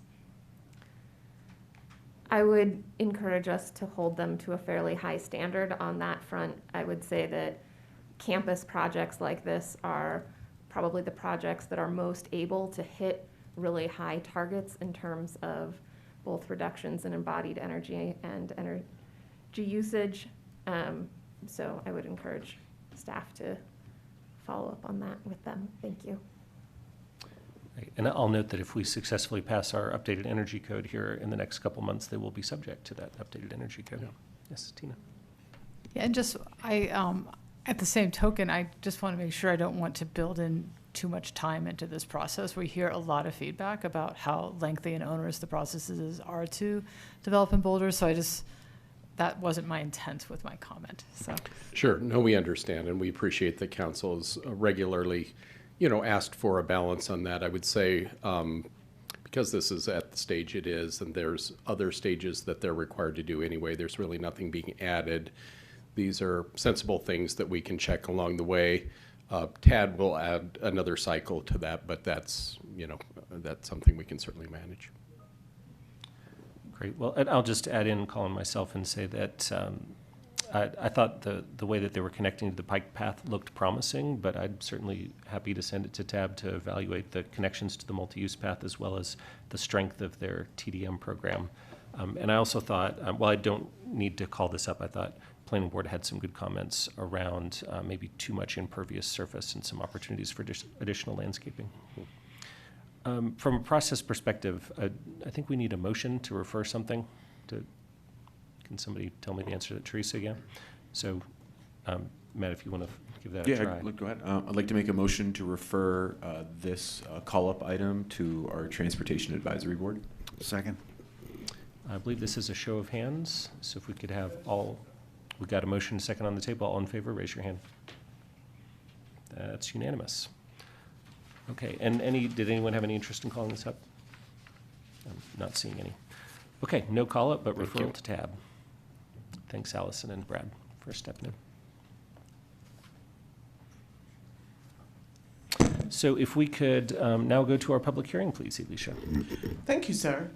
Public hearings are item number 5 on tonight's agenda. 5A is the second reading and consideration of a motion to adopt Ordinance 8600, amending Title 9 Land Use Code, BRC 1981, by repealing Chapter 9-14 Residential Growth Management System and deleting all references thereto, and setting forth related details. Thank you, Mayor Pro Tem, I believe now. I will turn directly to Carl Geiler, who's done a lot of work on this and has a great presentation on really how to conform with what is just passed at the state law level. Thank you, Nuria. Good evening, City Council members. Carl Geiler, Senior Policy Advisor with Planning and Development Services. Before the Council tonight is Ordinance 8600, which is meant to repeal the Residential Growth Management System. This is in reaction to a state law that was passed last year that prohibits municipalities from enacting or enforcing anti-growth laws. Staff informed City Council about the passage of this bill last year, and Council did instruct staff to move forward with an ordinance to move forward with this repealing. So the purpose of tonight is to hold a public hearing on this action to the Land Use Code, and for Council to deliberate and then make a decision on the ordinance.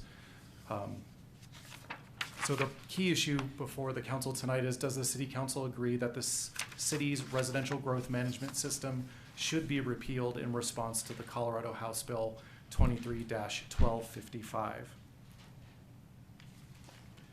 So just looking at it a little bit more globally in terms of how does the city manage growth.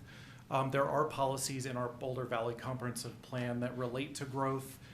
It really is a factor of policies where utilities go. There's a number of different tools that are listed on the slide that the city uses to do growth management. The whole purpose of the Boulder Valley Comprehensive Plan is to have deliberate and intentional growth that's well guided by the policy vision of the community. The BVCP sets our urban growth boundary that you're all aware of. You've heard of the blue line, which limits development to the west of the city. We break the city down in a mapping of planning areas. So there's planning area 1, 2, and 3. So 1 is all the areas that are served by utilities that are within the city limits. Area 2 is basically areas that are intended for future incorporation into the city through annexation. It's usually within what we call the planning horizon, so that's usually 15 years. It can take longer, but we have a lot of policies and processes for guiding that. The BVCP does inform a lot of the growth projections that we look at. It has policies that guide our decisions on growth. So where do utilities go? How do we review annexations? What are the requirements that get incorporated into annexations? And it also informs spending for capital improvement projects. Then we have the Land Use Code, which specifies the scale, location, type, and intensity of development that's controlled through the Land Use Plan or the Land Use Code. And part of that is the Residential Growth Management System, and that's what we'll be talking about tonight. So I'm going to go into some detail on that. So the Residential Growth Management System grew out of what was called the Danish Plan in the late 70s. It was a concept of basically limiting the number of building permits for residential uses through a merit system, basically. And that grew into our Residential Growth Management System chapter that was incorporated into the code. Today it's chapter 914. It's gone through many different iterations since the late 70s through the 80s. The most current version of the Residential Growth Management System was adopted in the early 2000s. It limits residential growth by 1% of the existing housing stock per year. Just for reference, we have about 47,000 dwelling units in the city today. So that comes to about around 400 residential units per year. The purpose of the system is to control growth in a way that assures preservation of Boulder's unique environment, high quality of life, and availability of public services and urban services. So basically, there's a process that we are currently doing where every single residential building permit has to first get a growth allocation before that building permit is issued. So there is a review process that our department case manages before the permit can be issued. Oh, I should point out that the residential growth management system was enacted in the late 70s in reaction to a lot of the greenfield development that Boulder was experiencing at that time, a lot of single-family housing developments that were taking up a lot of land. So that's the reason why RGMS was put in place. Moving up to the modern day, on May 8th of last year, that's when the Colorado legislature adopted House Bill 23-1255, which effectively prohibits anti-growth laws. So this does impact Boulder. It impacts Golden and Lakewood as well because they have growth management systems. What the state code says, and up on the screen, is the definition of anti-growth law. I'll read it. So anti-growth law means a land use law that explicitly limits either the growth of the population in the governmental entity's jurisdiction or the number of development permits or building permit applications for residential development or the residential component of any mixed-use development submitted to, reviewed by, approved by, or issued by a government entity for any calendar or fiscal year. So in our interpretation, this firmly applies to our residential growth management system. The law is intended to remove zoning and land use barriers to housing units and took effect on August 7th of last year, 90 days after the legislative session. So going into a little bit of the details of our current system, we have the 1% cap that gets enforced every year. Most new units are exempt from this 1% cap. Some examples of that are permanently affordable units, residential units within mixed-use projects, housing that's built to serve the University of Colorado, or any projects that have more than 35% of their units as affordable units. So those exemptions were added roughly 20 years ago. And the reasoning for that was, they had the 1% cap through the 1980s.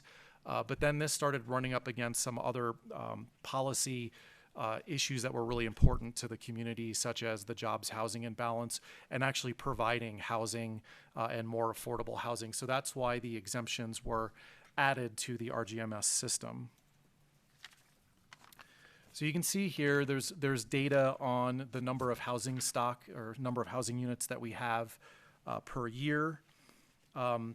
Since 2013, if you include all of the residential housing units, irrespective of what is counted in RGMS, it still averages under 1% in the last 10 years. When we look at data since 2019 through now, it averages about 0.58%.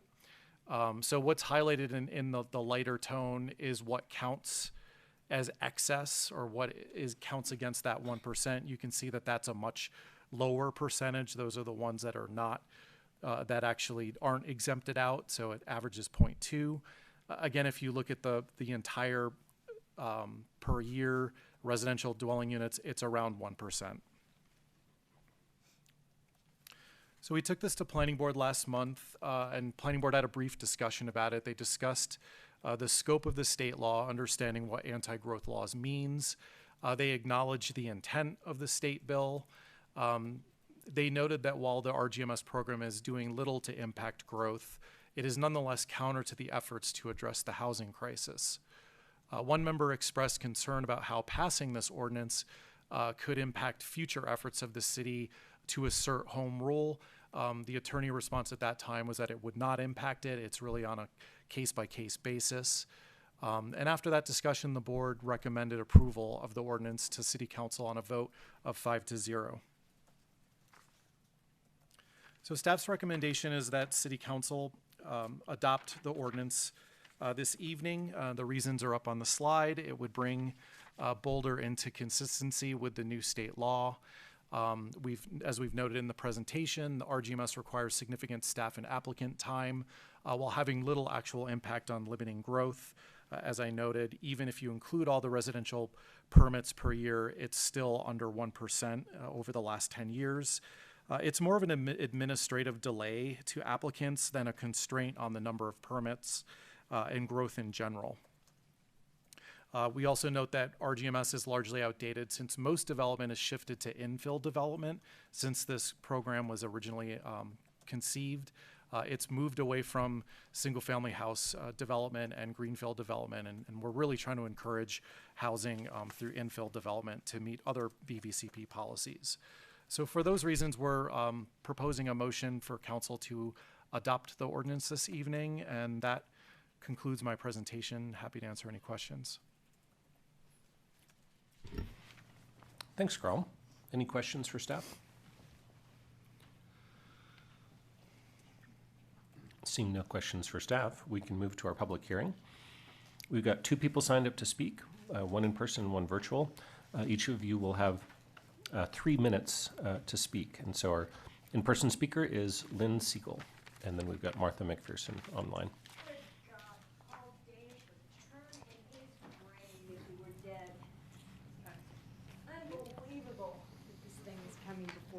Unbelievable. My God, this is what Boulder was built on. Keeping a compact, small community. You know what the examples of the opposite of this are? Jared's wet dream is out at Weather Vane, also known as Waterview, approved, also 5-0, I'm sure. That is a nightmare development. That is the opposite of infill. Unless you consider a little micro city part of the infill, because it's in Boulder, right? And it's all just gonna blend into this one giant infill that looks like New York City, which my dad left to get the hell out of. Went into the war to get out of New York City, to come to Boulder on the GI Bill, not to have Boulder become New York City, no. The other example for you is 300 square feet at 2206 Pearl for $1,700 to $2,600 a month. That's before the cost of parking. Seriously, this is unbelievable what's going on the interest of affordability. You know, for every house that you bring here, guess what? You need services. You need open space. You need people to do the dry cleaning. You need grocery stores. You need libraries. You need all of this stuff that we are paying for. You need all those people doing meth and fentanyl. What's it costing us $6 million a year to clean up their trash and get the E. coli out of the street, out of the stream? Impact fees. When you go to sleep at night, just dream impact fees. Jobs, housing, balance. It's imbalance. The other argument, which is very bad, Carl, is, oh, well, we don't need it anyway. That's what the Republicans, the right-wing Republicans say. They always say, oh, no problem, we don't need it anyway. Well, guess what? Sometimes we do need it. And we don't know what's going to happen yet. That's why Paul Danish did the blue line. That's why Boulder was built on this whole thing. And there's 2 people speaking tonight on this issue. Unfrigging believable. No way this residential growth management. Do not repeal it. It's the only thing we got left of soul in this place. We're losing everything. Arts and Crafts Co-op, the friggin' drugstore at Alpine Balsam. You know, we've got a deficit of these services. All this town is a bunch of condos, high-end condos, driving up the cost of everything. It's pitiful. I had to read about myself. Someone quoted me from yesterday, you know. I guess I'll speak to you what I read in the paper. Wake up, open your eyes. Okay, Lynn, your time is up. Thank you. And now we have Martha McPherson. And is Martha present online? No, Mayor, Martha is not in our attendees list.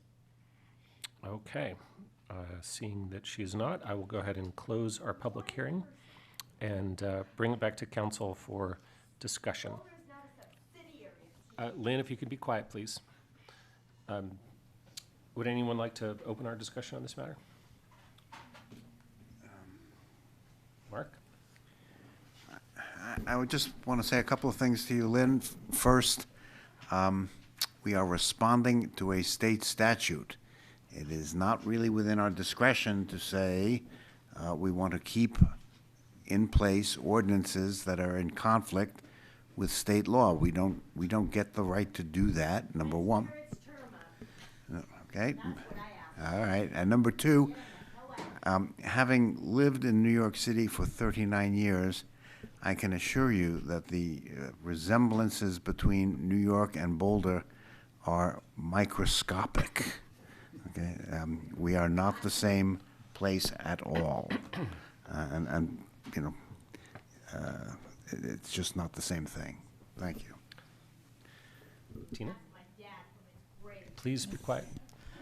Yeah, I just wanted to thank you for doing a presentation that, as a new council member, was really helpful, especially just looking at how this particular growth statute probably won't affect our growth that much. And also just the piece about whether this is sort of starting to chip away at our home rule status, that is really important to me.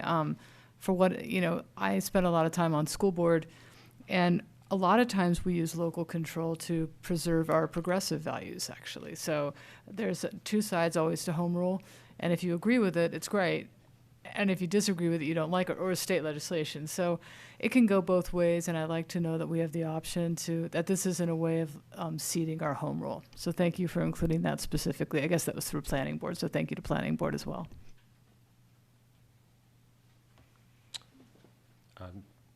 Comment on whether we should pass it, or even a motion from someone, perhaps.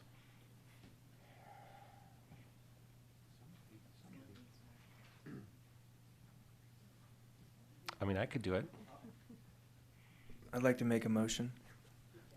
I move that, oh, I need the language, there it is. That City Council adopt the, I'd like to make a motion that we adopt Ordinance 8600, amending Title 9, Land Use Code, BRC 1981, by repealing Chapter 9-14, Residential Growth Management System, and deleting all references thereto, and setting forth related details. Second. Any further discussion before a vote?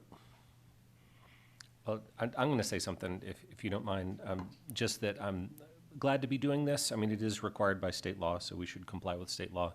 But also, I'll just note that it's been a real hassle for staff, and we hear a lot of complaints about how slow review processes can be, and part of that is because we have things like this that slow down the required time that it takes to process a review. So looking forward to you all having a little bit less to do there. But also, I'll just note that our city actually has been losing population the last couple of years per the census. So I think the idea of this approach in general is not one that I'm a huge fan of. So I'm happy to repeal it this evening as well. I prompted more people. Nicole, Ryan? I was just going to say thank you to staff, as always, for, in this case, just being really responsive to the new state law that came up, and to the ways that we can get in compliance with it, just so we're not subject to more work down the road. So thank you. Okay, you inspired me, Aaron. I think one reason to do this is because it hasn't mattered much. It hasn't mattered at all as far as population goes. But I think there's maybe a more substantive reason to care about this kind of policy for those who might instinctively think, gosh, don't we need to manage growth? And the answer is we do need to manage growth more deliberately. And in my view, the current approach, which has defined the growth in terms of residents in city limits, has not been helpful for Boulder. It's led to a very large number of inbound cars. It's led to a lot of people using services, but with fewer residents to pay for those services per person. It is not actually restricting the population, but it is increasing our motor vehicle traffic. So I think the deliberate thing that we should do to manage growth is to tune into what, say, the Intergovernmental Intergovernmental Panel on Climate Change or just urban planners show us, which is we will have more and greater abundance if we can build our space more efficiently, use our resources more geometrically efficient, and have more to go around per person. So that's consistent with science and evidence, and I think it's a good thing that we're doing this, and I'll look forward to supporting more work like this. Okay, seeing no other hands, Elisha, if we could do a roll call, please. Yes, sir, thank you. A roll call for item 5A, the second reading and adoption of Ordinance 8600, will begin with Councilmember Schuart. Sorry, what was the? Schuart. I'm having a night. Yes. Shh, please be quiet. Yes. Mayor Pro Tem Spear. Yes. Councilmember Wallach. Aye. Weiner. Yes. Adams. Yes. Benjamin. Yes. Mayor Brockett. Yes. Councilmember Folkerts. Yes. And Councilmember Marquis. Yes. Ordinance 8600 is hereby adopted unanimously. Great. Shh, please be quiet. Carl, thanks so much for your work on this. If we can have order in the room, please. Order in the room. Okay. So the meeting is now over. Just kidding. We actually have something pretty substantive left to discuss. So if we can go to our matter, please, Elisha. Yes, sir. Matters from the city manager is item 6 on tonight's agenda. Item 6A is the alternative sheltering, safe door outdoor spaces, update and direction. Thank you, Mayor. And while I buy some time for folks to get settled, I'll say that this has been a long conversation or a complex conversation that's been coming for a while. Last year when we met and did sort of an update on council priorities, the topic came up. At the time, we were sort of knee-deep in trying to figure out where we were going to site our day services center, and unfortunately that fell through and there was more work to be done on that front, but we appreciate that it was brought up again as we convened at some meeting in September and really got a direction from you to say we'd like to explore it, and could you bring us what it would cost and what the options are so that you could have that discussion. Staff has had an ability and time to do that. You'll see, and I hope the depth of the packet shows the explorations that they have taken. You'll hear in the presentation that you're about to get the nuances, and there is some, I'll use Megan's term, there's some mix and match in some of this as we move forward, but we are desirous to hear your comments as we move through this to know if we are moving forward, and if so, then there are some other questions that go with that. So there's hopefully a threshold response as we move forward, and I will, with that, have bought enough time to send it to Kurt. Good evening, Council. So this has come up a couple different times over the last year or two as a topic that we've looked at. Over the last 2 months, staff has spent probably more focused time on this particular topic.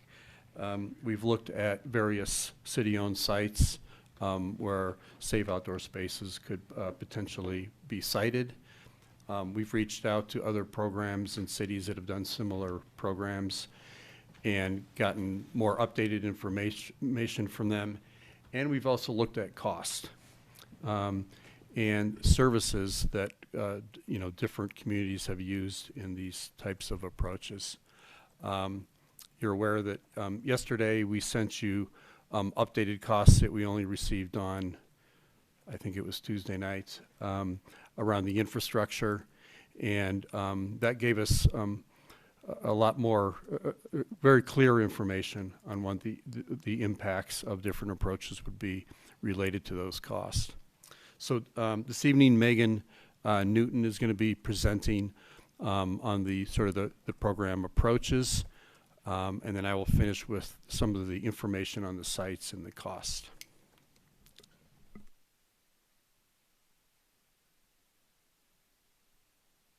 Sorry, it's still me.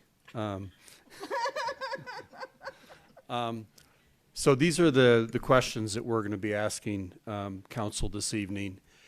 We typically don't have 6 questions that we ask, and it's normally a smaller number than that. This is a unique program.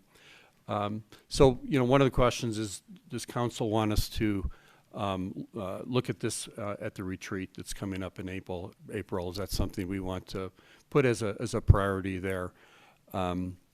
What kind of community engagement would we have if you agree with the engagement approach that we've described in the memo? And then, you know, some of the trade-offs, not just around where the costs would come from of other programs that we're currently running, but sort of the trade-offs of this kind of investment in homeless services. We're going to present different levels of service and support that could be provided to individuals, and if you have you know, input around that. We also presented some different sites. Does council have input around particular locations that we could target? And then lastly, there's different shelter approaches that we're going to be presenting, and we would like to receive council's input on that as well. Thank you. My name is Megan Newton. My name is Megan Newton. I'm the policy advisor on homelessness for Housing and Human Services. And I thought it'd be helpful to start, kind of give context to the conversation, start with our strategy and start with some of the services that already exist in the community. So the slide on the screen kind of goes and gives you, this is our strategy that was implemented in 2017. It really focuses on expanding housing and expanding prevention services. Those are seen as the solutions to homelessness, but it also supports access to basic services such as sheltering and other services that meet basic needs. It also access to public information, and then support the systems-based best practices, and then create welcoming and safe public spaces. So this is what we kind of use in context, as well as with some gaps analysis to identify new programming or the services we want to bring into the system. This shows not everything, this is not inclusive of everything that goes on. It just kind of gives you a broad overview of all the things that are currently happening in the community. Starting with outreach and navigation, we have a highly coordinated outreach group from several different providers that meet weekly. Is really ramped up since COVID. And so even in this last week with Bluebird opening, we've had several people move straight from the street into permanent housing. So it's been a really great coordination and addition. Some of the other services is coordinated entry, emergency shelter, of course the day service center that's coming online in the next few months. We're adding respite services along with that. We do have some transitional housing programming, bridge housing, which is typically hoteling that we use for folks who have been matched to housing, and just to give them a stable place to stay before they go into housing. Of course, permanent supportive housing, and then the housing retention and the peer support and the treatment all kind of go hand in hand when folks are moved into housing in order to support them in that housing and so they don't lose it. So we partnered with the communication and engagement department to really discuss an intentional engagement plan with this process. There is a lot of public interest, and so we thought it would be good to have a good plan in place if the decision is to move forward. We also heard from Planning and Development when we put this project in that they would consider it as an emergency shelter, and it would require a good neighbor process when we cite it. So we've looked at multiple communities, but primarily 4 different communities: Madison, Santa Cruz, Portland, and Denver, when looking at similar sites. This is something that most of them had. In every community, there were programs that had all of these components to it. Some of the communities had additional sites that didn't include all of these, but they all had sites that had some sort of shelter. They had fencing around the site to keep control of the people coming in and out, sanitation facilities, waste management, water access, some sort of behavioral rules or agreements between the participants that were in the camp, community spaces, as well as access or connection to food. Most of them also included operational support, so meaning staff on site 24/7, and then additional wraparound services to help connect folks to ongoing services so they can exit the site, preferably into housing. So now I'm going to talk through the shelter types that we've seen. We've seen some projects where it was just a camper provided tents or just camping tents. Those are primarily in temperate climates that don't have the severe winter cold that we have here. The pros to that is obviously it's very affordable and portable if we wanted to move the site. But obviously the main con is here in Colorado, especially now when it's so cold, we wouldn't want people to have space heaters or any heating source that could cause fire. So this would be pretty prohibitive as far as the winter cold. The next we look at ice fishing tents, and this is actually primarily done in Denver. A lot of the other places did go with the pallets, but this is done in Denver. They set up the sites during COVID to provide more non-congregate sheltering so people could do social distancing.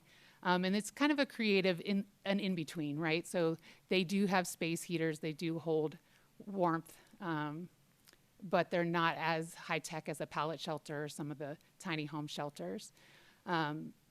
Denver is actually, with their new stuff using the pallet shelters, they're going away from this.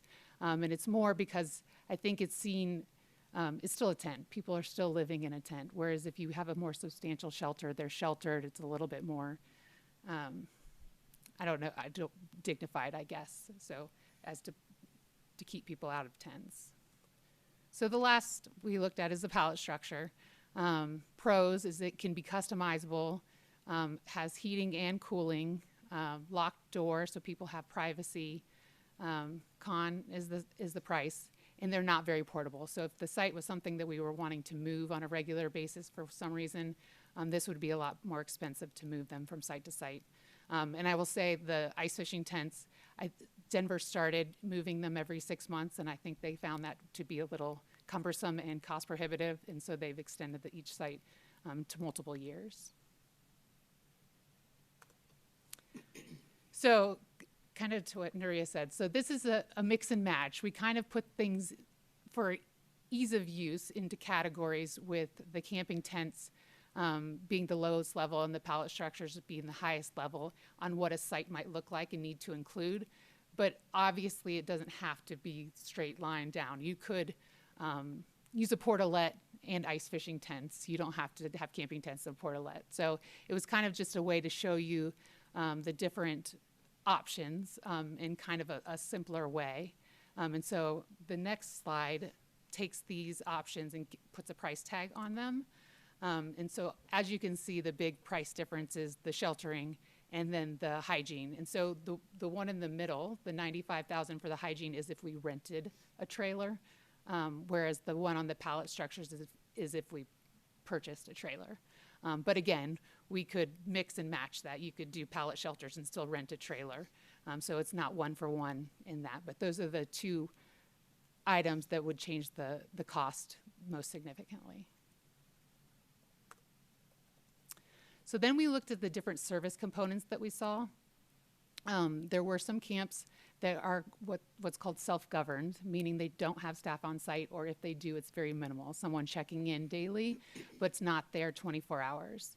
There's also the option of just having operational staff there, so it's just staff on site to kind of manage the site, but not necessarily providing any case management or wraparound services. And then the highest level has both the operation and the wraparound services included.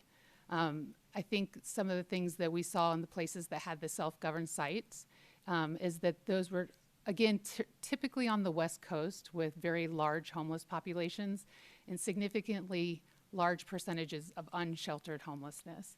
So they had unsheltered homelessness up to 80%, where ours is reversed, where most of our folks are in shelters and only 20%, about 20%, are unsheltered.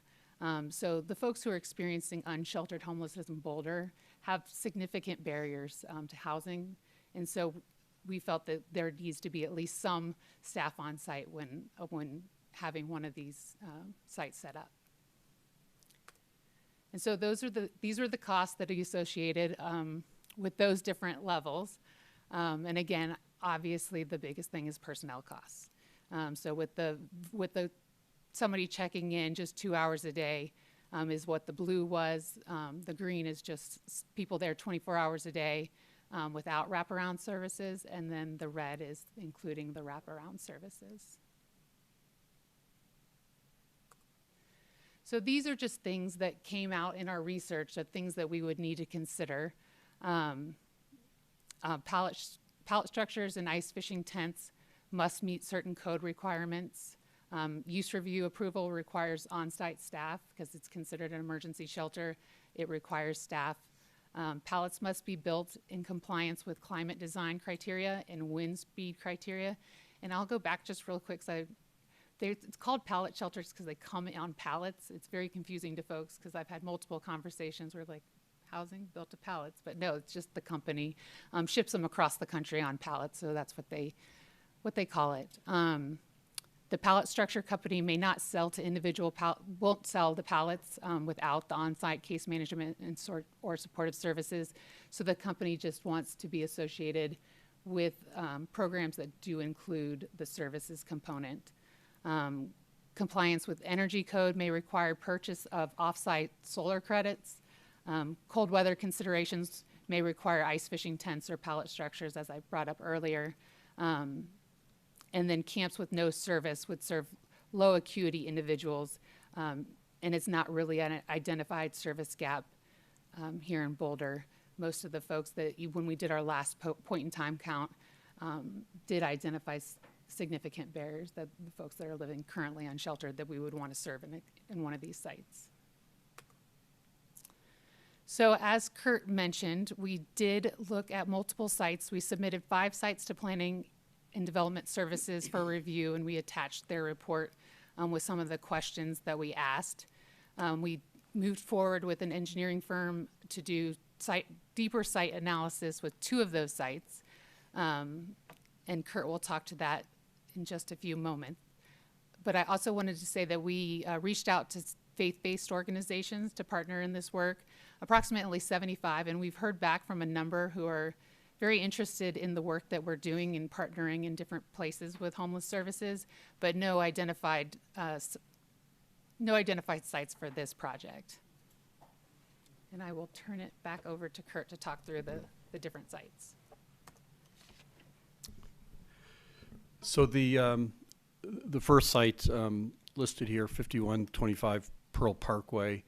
So that's East Pearl. It's next to what we call the Yards, and it's sort of our East Campus where there's it supports our facilities and our transportation, snow plows. It's a very active site, and this site was purchased. I think it was 2 or 3 years ago for $4.9 million, and it was purchased with the intent of the additional space that's going to be needed at this location for these services.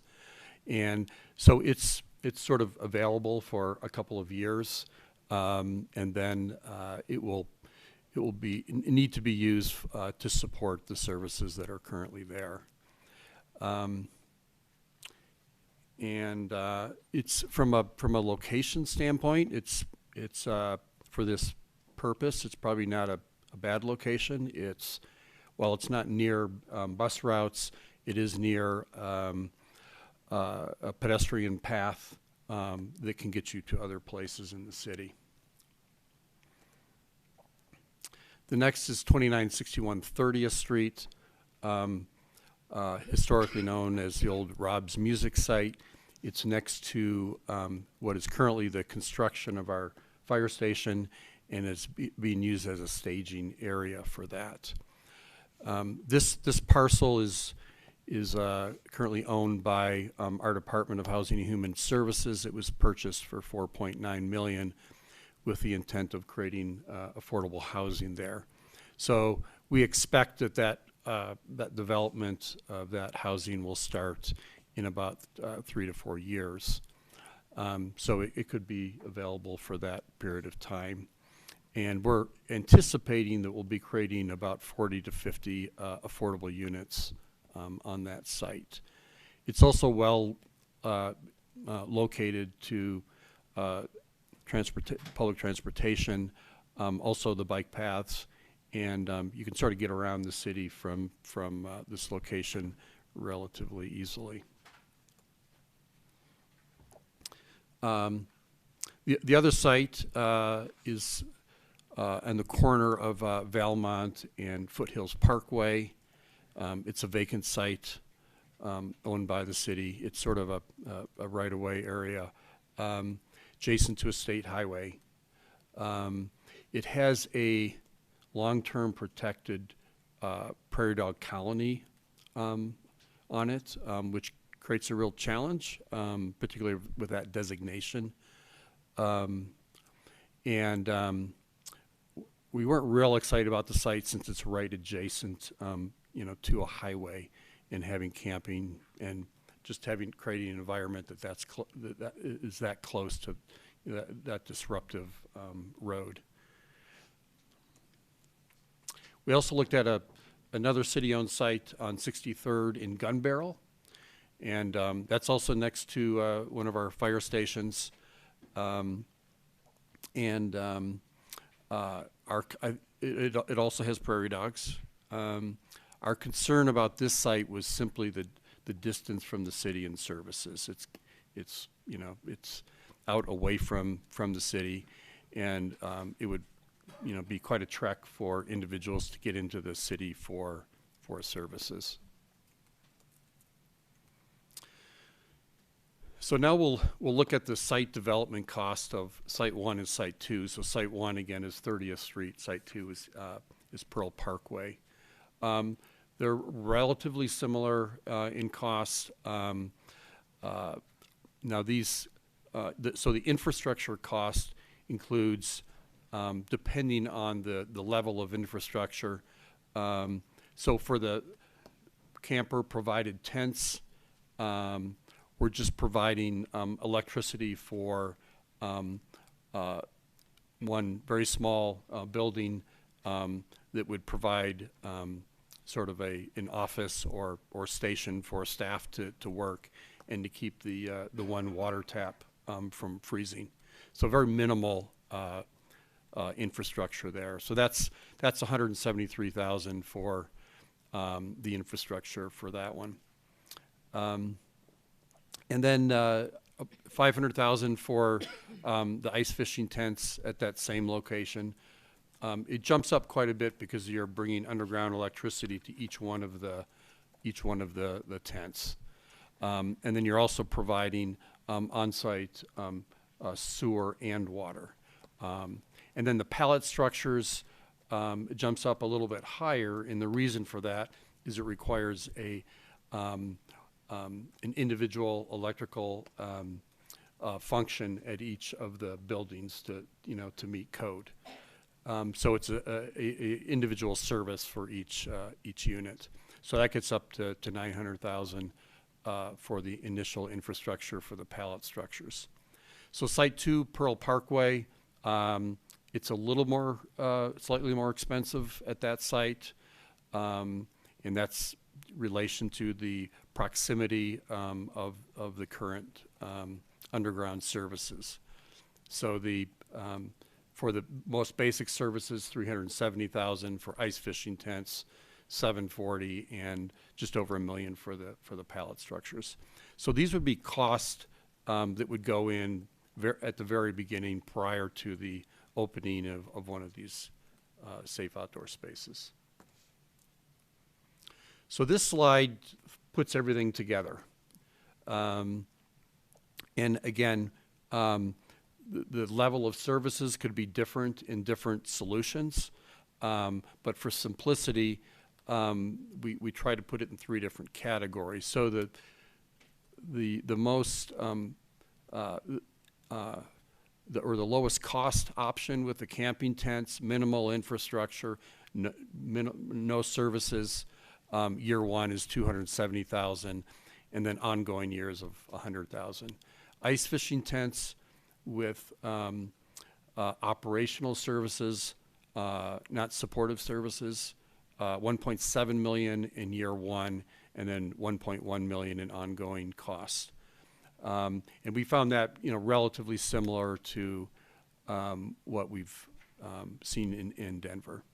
So the pallet structures, that brings it up a significant amount, 3 million in year one, 1.3 million per year for years following. And that would be sort of the highest level of wraparound services as well. So I think I'm hoping you remember the budget conversations from last fall, where Nuria used the word constraint in every sentence. Often. At the beginning of the sentence and then again at the end. So we looked at other programs, I think for two purposes. One, to say, if we shut certain programs down, where could we find money to support this kind of initiative? The other is just to show different programs and how much they cost. And so to implement, depending on which approach you took, you know, the most expensive approach, you would have to maybe substitute it with, instead of doing the day service center, you know, go in this direction. As an example, simply from a financial standpoint. Or you could combine different programs as well. You know, the CARE program is about 800,000. The CERT program, putting them together, also comes up with those that level of funding. So obviously, I am not suggesting that any of these programs be shut down. I think they're all valuable programs, but we obviously want to hear from council their ideas around that. The other thing that we're presenting, and this is somewhat independent of this conversation, but it certainly you know, comes into the conversation, and something that we would have otherwise presented on February 8th when we're talking about the homeless strategy and homeless update. Over the last 3 or 4 years, a number of new programs that support homelessness have been initiated in the city. By and large, most of them have been supported with outside funding that we've been able to get through the CARES Act, through ARPA funding, through state grants. And we've been, I think, very successful as a team in bringing in, you know, significant resources. So just a highlight of some of these programs, and some of them are supporting things that are already coming out of the general fund budget. So the Building Home Peer Support Program that was started last year, we've already found that to be very effective. That's helping people be more successful in their housing. The Day Service Center, and you'll notice that in different places on here, that's, you know, just getting launched hopefully in the next month or two. We've expanded winter shelter expansion over the last 3 years with hotels. All of those hotels over the last 3 years have been paid for with non-city funding. That will be running out actually at the end of this season. Older adult services has helped with rental assistance.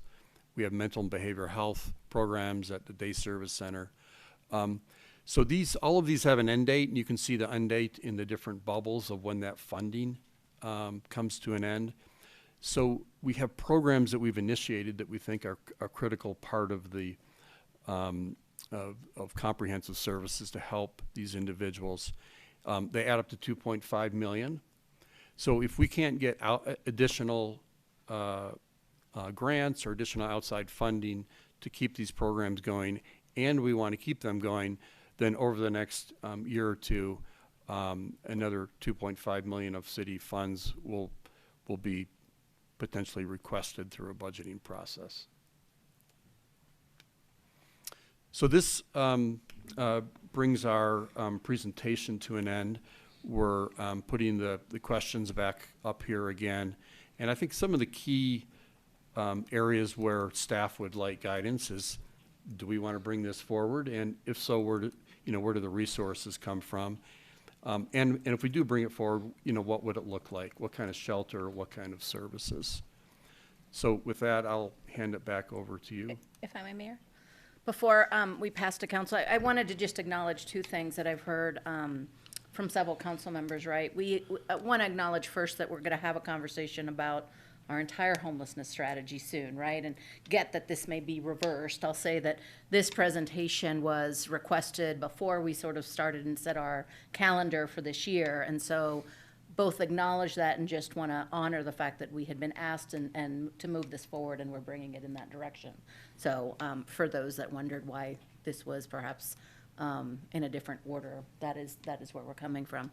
And the other one I want to underscore before all of a sudden Kurt gets mean emails about why is he trying to cut HHS funding, that is indeed not what he is saying, but rather because it is the department where that comes to, that is the monies that they have looked at. But we certainly want to acknowledge, and I know we had some questions from Councilmember Schuhart about there potentially could be other monies as that moves forward. Should that conversation arise, we have phoned a friend and our assistant city manager. We're leveraging some of his budget knowledge, but also as the assistant city managers that supports HHS, to talk a little bit about those potential strategies and what it would take to come back with additional strategies. But I guess to underscore what Kurt is asking is, do we want to move forward? Because if the answer is yes, then we're going to have some specificity on the manner in which you want us to move forward. But there's a threshold question that I think bears answering before we start to jump into engagement strategies and others. So I would posit that. Great, thanks for that, Nuria, and the presentation, Megan and Kurt. And also want to thank Vicki Ebner and Elizabeth Crow, who are here from Housing and Human Services. Last year we asked for a deep dive into what this would take, and this is a deep dive. And so I appreciate you coming up with the information that we needed to think about how we might move forward with something like this. So I would now look to council for questions. Let's start with just questions, and then we can get to comments and maybe answering some of these questions or a little bit later. I saw Lauren, I saw Nicole.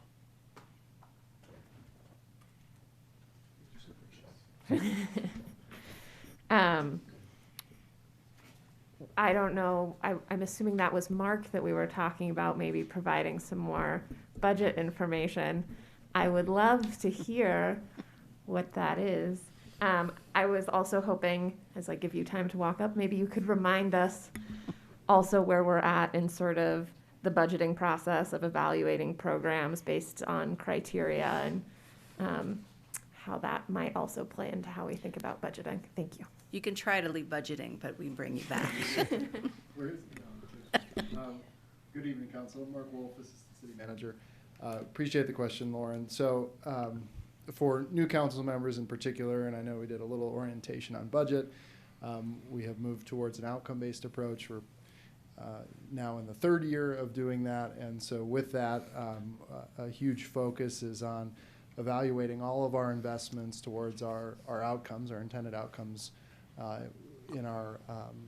in advance of our sustainability, equity, and resilience framework. So a big way to say we have all of these community goals. How do we measure those goals? How do we know we're making progress towards those broad community goals? That is a part of our challenge within the budgeting process. So we try to look at holistically across all of our investments during the budget process, where we can make those strategic investments, certainly in partnership with City Council, and figure out where to allocate those limited resources. So that's kind of the broad perspective of how we approach our annual budget process. And then the second part of your question, could you remind me what that was?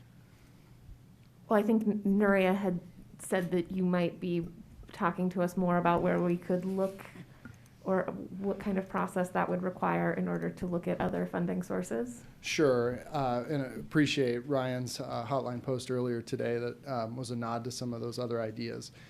Certainly there are other areas of the budget that we could look at beyond HHS.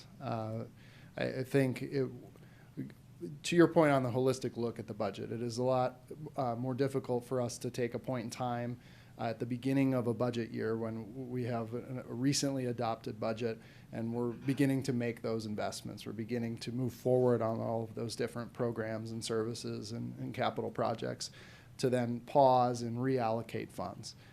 It's a lot easier to do that with one-time funds. I think if council said, we want to go forward with this program and we want you to find money this year, we could find a way probably to, and I'm not in the budget role, so maybe Charlotte's kicking me virtually. Wait, where's... But point being, we have more flexibility from a one-time perspective. I think why we're focused on the threshold question is that it does implicate ongoing funding, ongoing services, at least for a period of several years. And so we don't have a good answer. Where we left our budget projections in November was that we had about $500,000 in the general fund room-wise over the next several years to add ongoing services. And so really the question is not so much the establishment of that initial infrastructure, depending on the scale. I mean certainly into the millions. There probably is still a trade-off conversation on the one-time dollars, but it really is that ongoing source of funding that is the challenge, and why, unfortunately, that trade-off conversation becomes really difficult. So obviously many programs that are of great community value within HHS in particular, it would probably be a service from another part of the general fund budget. We could look at other mechanisms, other levers that we could pull within the 2025 budget process, and at council's direction, we'd be happy to do that, noting that there are other priorities that come up, and as you all know from recent budget conversations, that is more difficult. But I think if we received clear direction from council that you wanted to create this program and prioritize that within the 2025 budget process, we would certainly do so. Yes. Appreciate you coming up here, Mark. And I just want to circle back to that fall budget conversation we had, and we were talking about actually some ARPA money that was left. And I think we had kind of had a conversation about marking or flagging what was about $800,000 that was set to sort of not expire, but sort of be reset in its allocation as of December 31st, 2023, that wouldn't be available for reallocation until the May ATB. And so I just want to sort of circle back to that, because I think we had this kind of conversation in a setup for our discussion about this SOS, that, hey, that 800, given that the service center was not up and running and we didn't necessarily have a full time frame at that point, but was not going to be of use because it was going to expire. And so I just want to just clarify that 800 is still potentially there in one form or another, from which in May we can choose to utilize it or not in this form, or spread over a bunch of things. Mm-hmm. But there is a pocket of money that remains technically unallocated in an official sense. And you're referring directly to the Day Services Center? Yes, but that money was no longer usable because we didn't open it prior to December 31st, 2023, when it was allocated. Gotcha. 2 years prior. Yeah, and I'd have to double check the source of funding. I think we landed on all Day Services Center funding coming from the general fund. And in that case, depending on when the contracts were underway, there may be an allocation needed to reappropriate money in May. I'd have to confirm that information. I think the point on Day Services, and I'd ask Kurt to back me up on this for accuracy, is that based on where Day Services Center landed at the shelter, and a little bit different approach than what we were thinking maybe 8-9 months ago, that funding is still required for services at the center to support the day services activities. And so we thought it would be a little bit more infrastructure heavy. Given the partnership, it's a little bit more service heavy, and so that allows us to extend that funding over a period of time. So yes, and you could choose to appropriate that money differently. My understanding is that it would impact the services at Day Services Center. Yeah, if I could just add on one clarification to that, Mark. So I think off the top of my head, there was like $735,000 or something like that was set up for sort of the initiation of the Day Service Center in 2023. The budgeting process, if those monies aren't spent, they don't carry forward into the next year. So that 735, didn't carry forward into the next year. The budgeting process looks at all the resources that are available. And so it wasn't a bucket of money that was just sort of sitting on its own. So we started fresh with the new budget for 2024, sort of a new starting point. Taisha had a follow-up? I did, around finance. Thank you. So I did want to, I noticed that there was no mention of the cost savings. So it was my understanding that the city was considering this so that we could reduce the encampments, the encampment sweeps that then come along with those encampments, and the amount of staff time that goes and money and resources that go into the sweeps. And again, I don't know what the dollar amount is, but I'm going to go with it's more than a couple of $1 million a year that we invest in encampment sweeps. Do we feel good about, I'm just using that as a larger point of the expectation was that we were going to, and again, this is from me as a Como City resident. Before I got on council, this was all in conversation. I had the pleasure of participating in the Boulder Chambers homeless series, and I did the field trip and all the stuff. And it was my understanding that the expectation was, and again, this may not be the lived experience of those in Denver, so I want to honor that this may not be how it actually goes in reality, but the expectation was that we were actually going to try and reduce the amount of encampment sweeps by actually offering a place for people to have authorized encampments or authorized tent and camping. And so I'm just curious if in the analysis there were any, like, if we reduced camp sweeps by X%, then how much savings would that be? 15%, 20, 30, et cetera, to really get an idea of where there are potential cost savings in how we currently address homelessness and how we're proposing. So that's one that I would like to introduce as something that I didn't see reflected in any paperwork.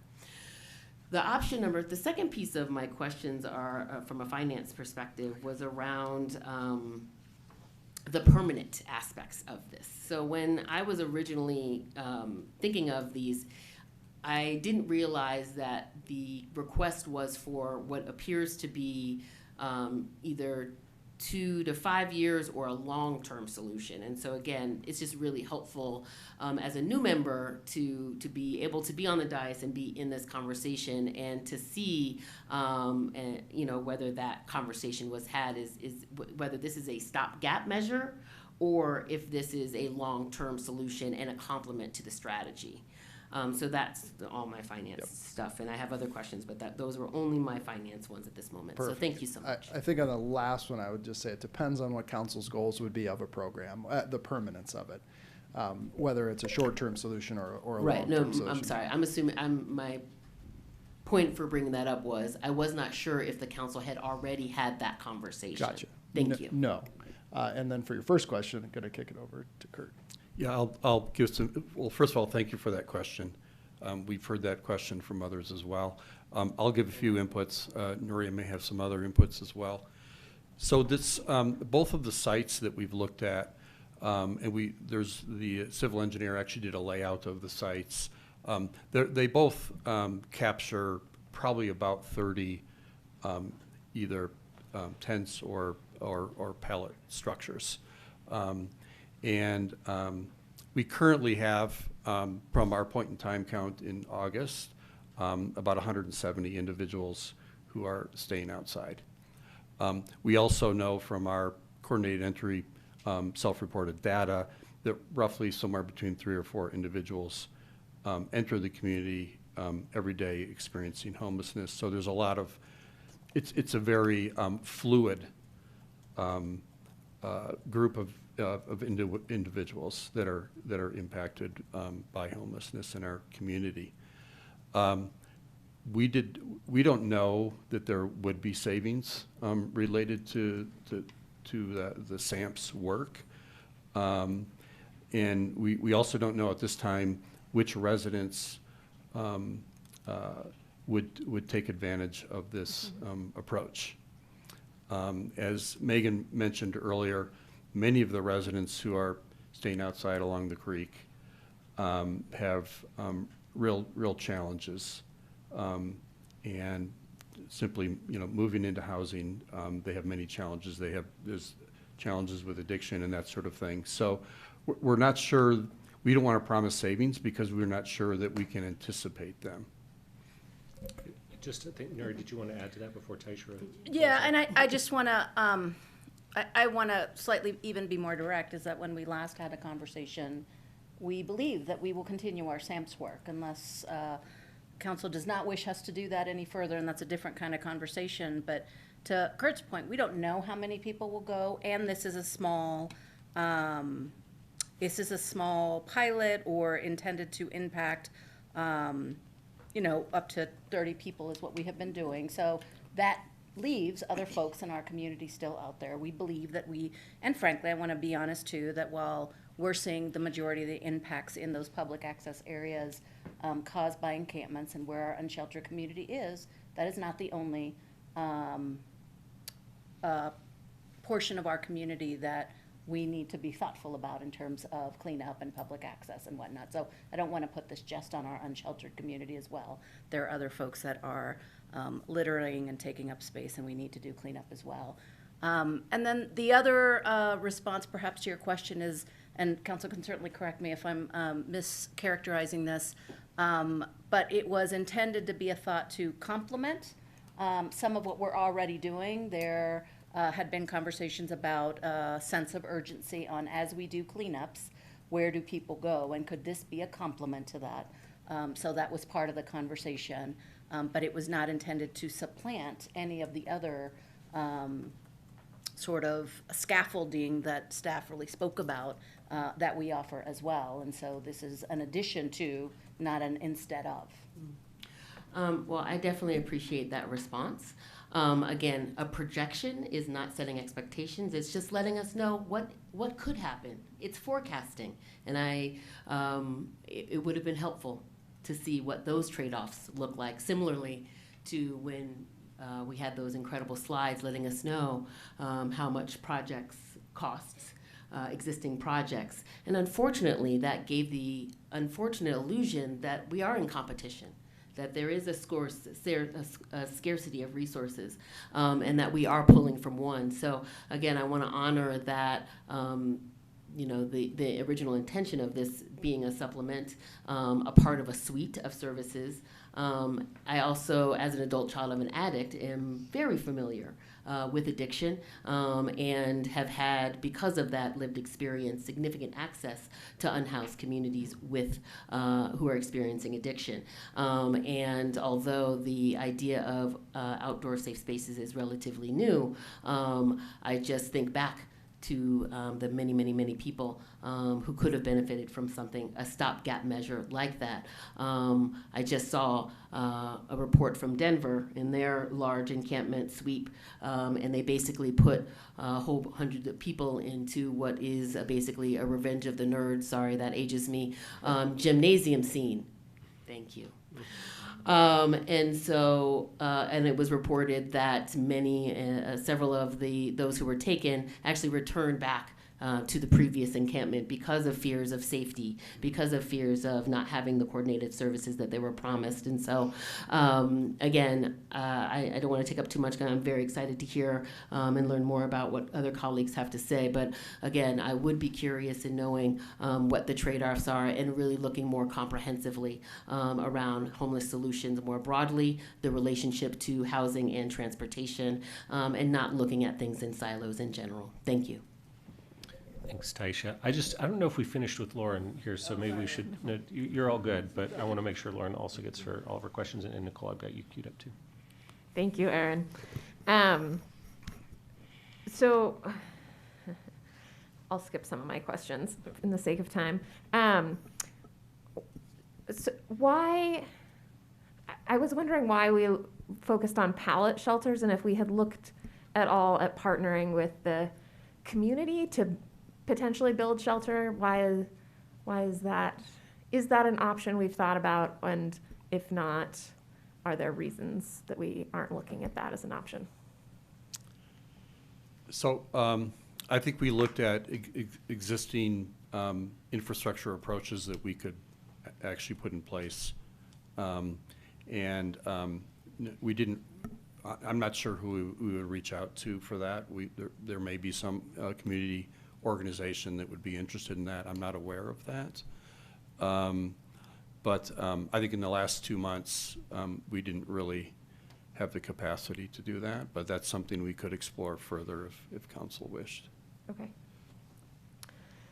And then with the undergrounding of electricity to structures, so in the example of the ice fishing tents, in Denver, for instance, I don't believe they undergrounded their electricity. It was run through, I don't know what you call them, those little like bump strips.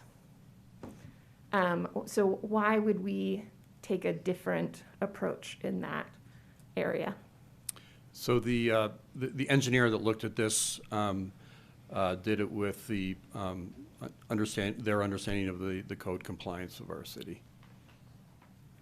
So could we potentially create a code, or would it make sense from a financial perspective for us to look at a code specifically around this to allow us to implement this in a more cost-effective manner?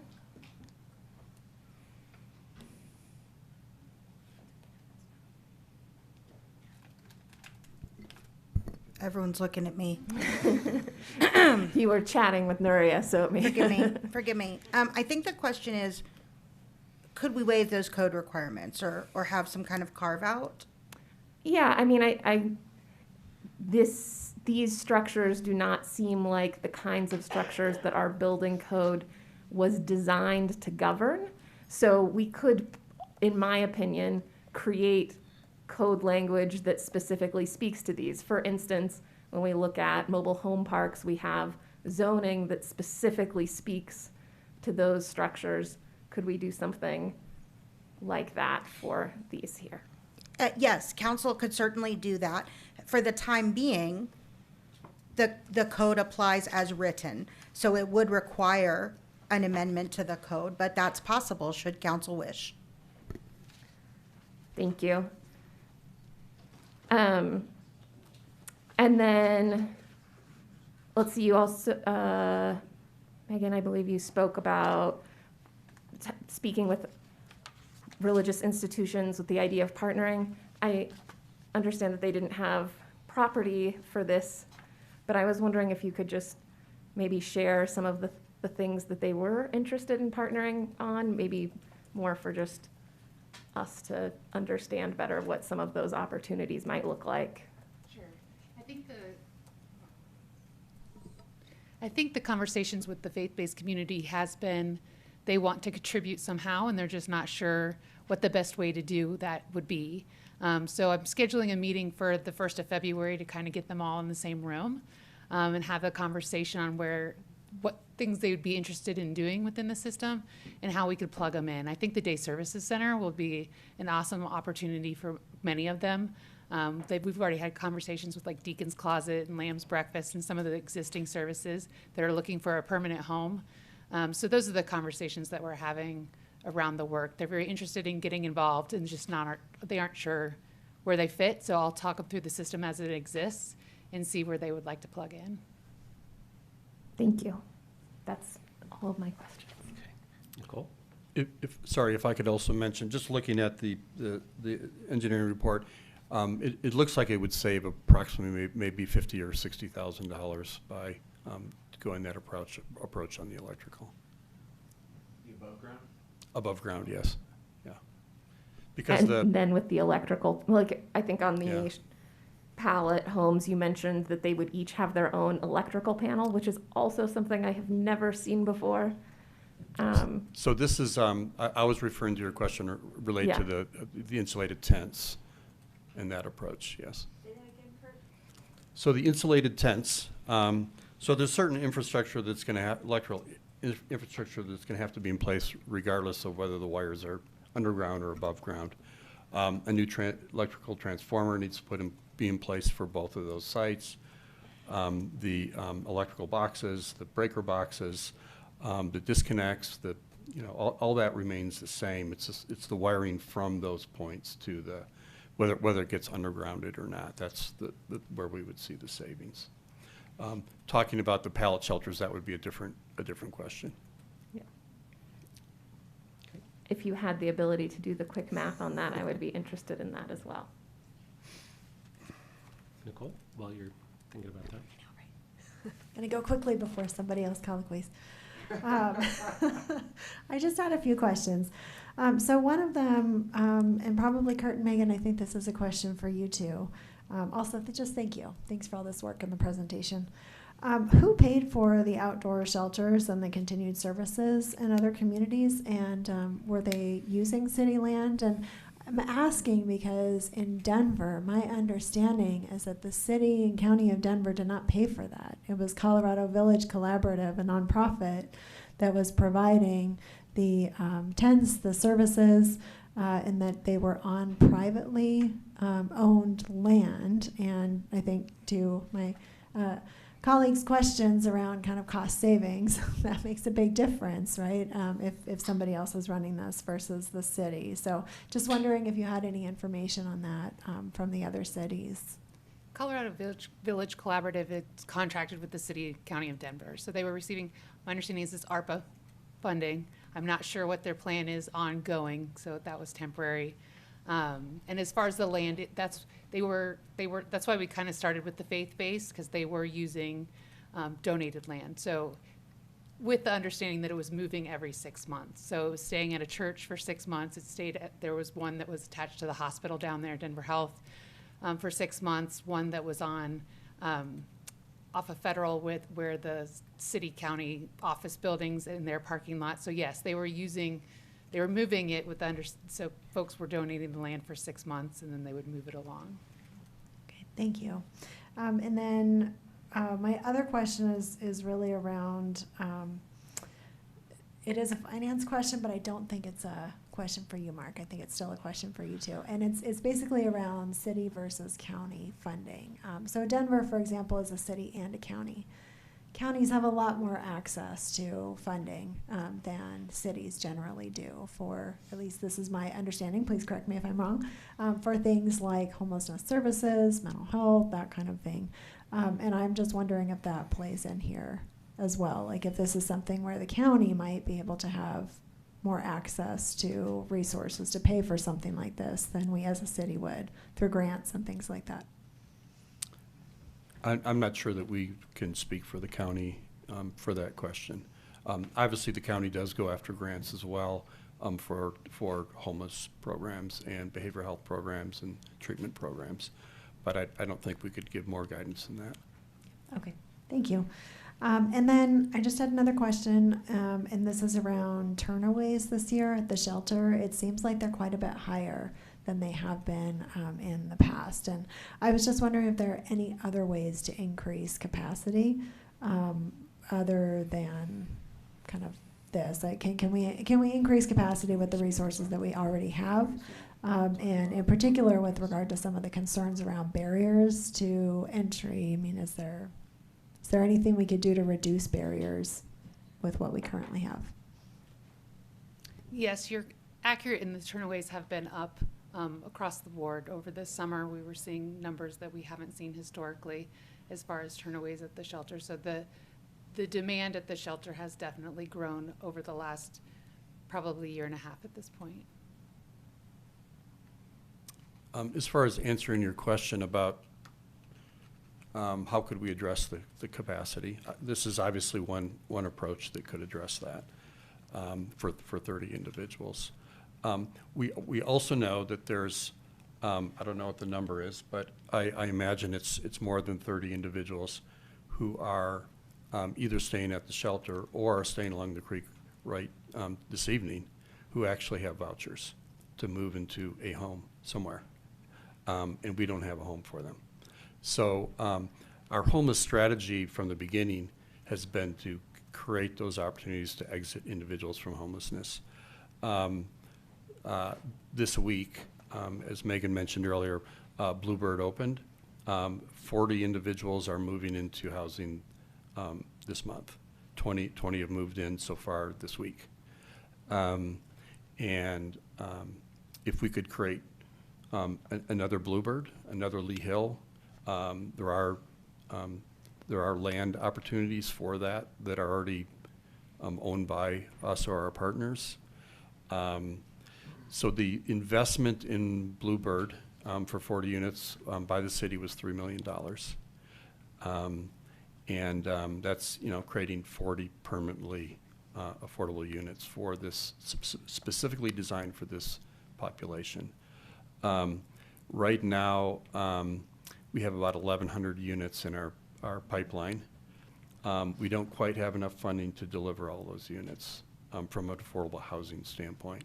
So additional funding towards affordable housing could also create more units for individuals that are holding vouchers today. So still a colloquy if I'm colloquying on Kurt. I just had a question around the ongoing costs at Bluebird. Does that cost the city once folks are in there? So the upfront cost was about $3 million. Yes. What are the ongoing costs? It does not.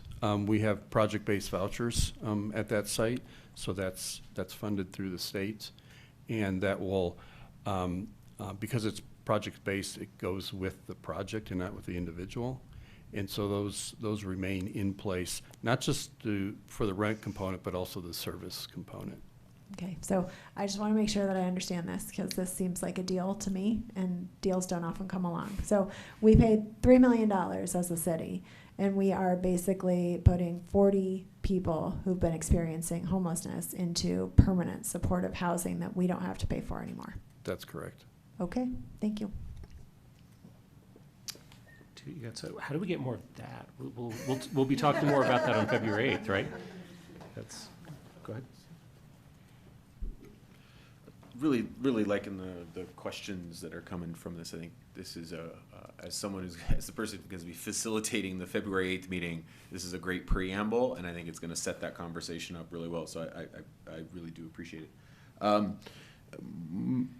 got a couple questions, but I wanted to follow up on where Lauren was going with regards to our codes and processes, which we know to be onerous, and we know we're working on fixing it. We know that. But in the meantime, when we have something that is, we've heard the word crisis, and sometimes that word maybe gets thrown around so much so it loses its meaning, because if everything's a crisis, then nothing is, right? But nonetheless, I think it's pretty clear that we get the issue here at hand. And so I appreciate Lauren's line of inquiry about, could we create a new ordinance that would carve out a set of streamlined processes or eliminate them for a specific use case, right? Or however we frame that. But we could also, I'm curious about how we could approach it from the other side, which is what is the process in which we suspend those rules? And if I'm not mistaken, that's perhaps declaring some form of an emergency that would allow us discretionarily from the city manager's office to perhaps suspend certain rules to meet that emergency head on. And I know other communities across the country have used that power to streamline and get around some of those things to meet that urgency. And so we could certainly approach it from the ordinance perspective, but I'm just wondering if we approach it from the other side, which is just, rather than create new rules, just suspend the ones that are in our way for a certain time until we get the stated objective completed.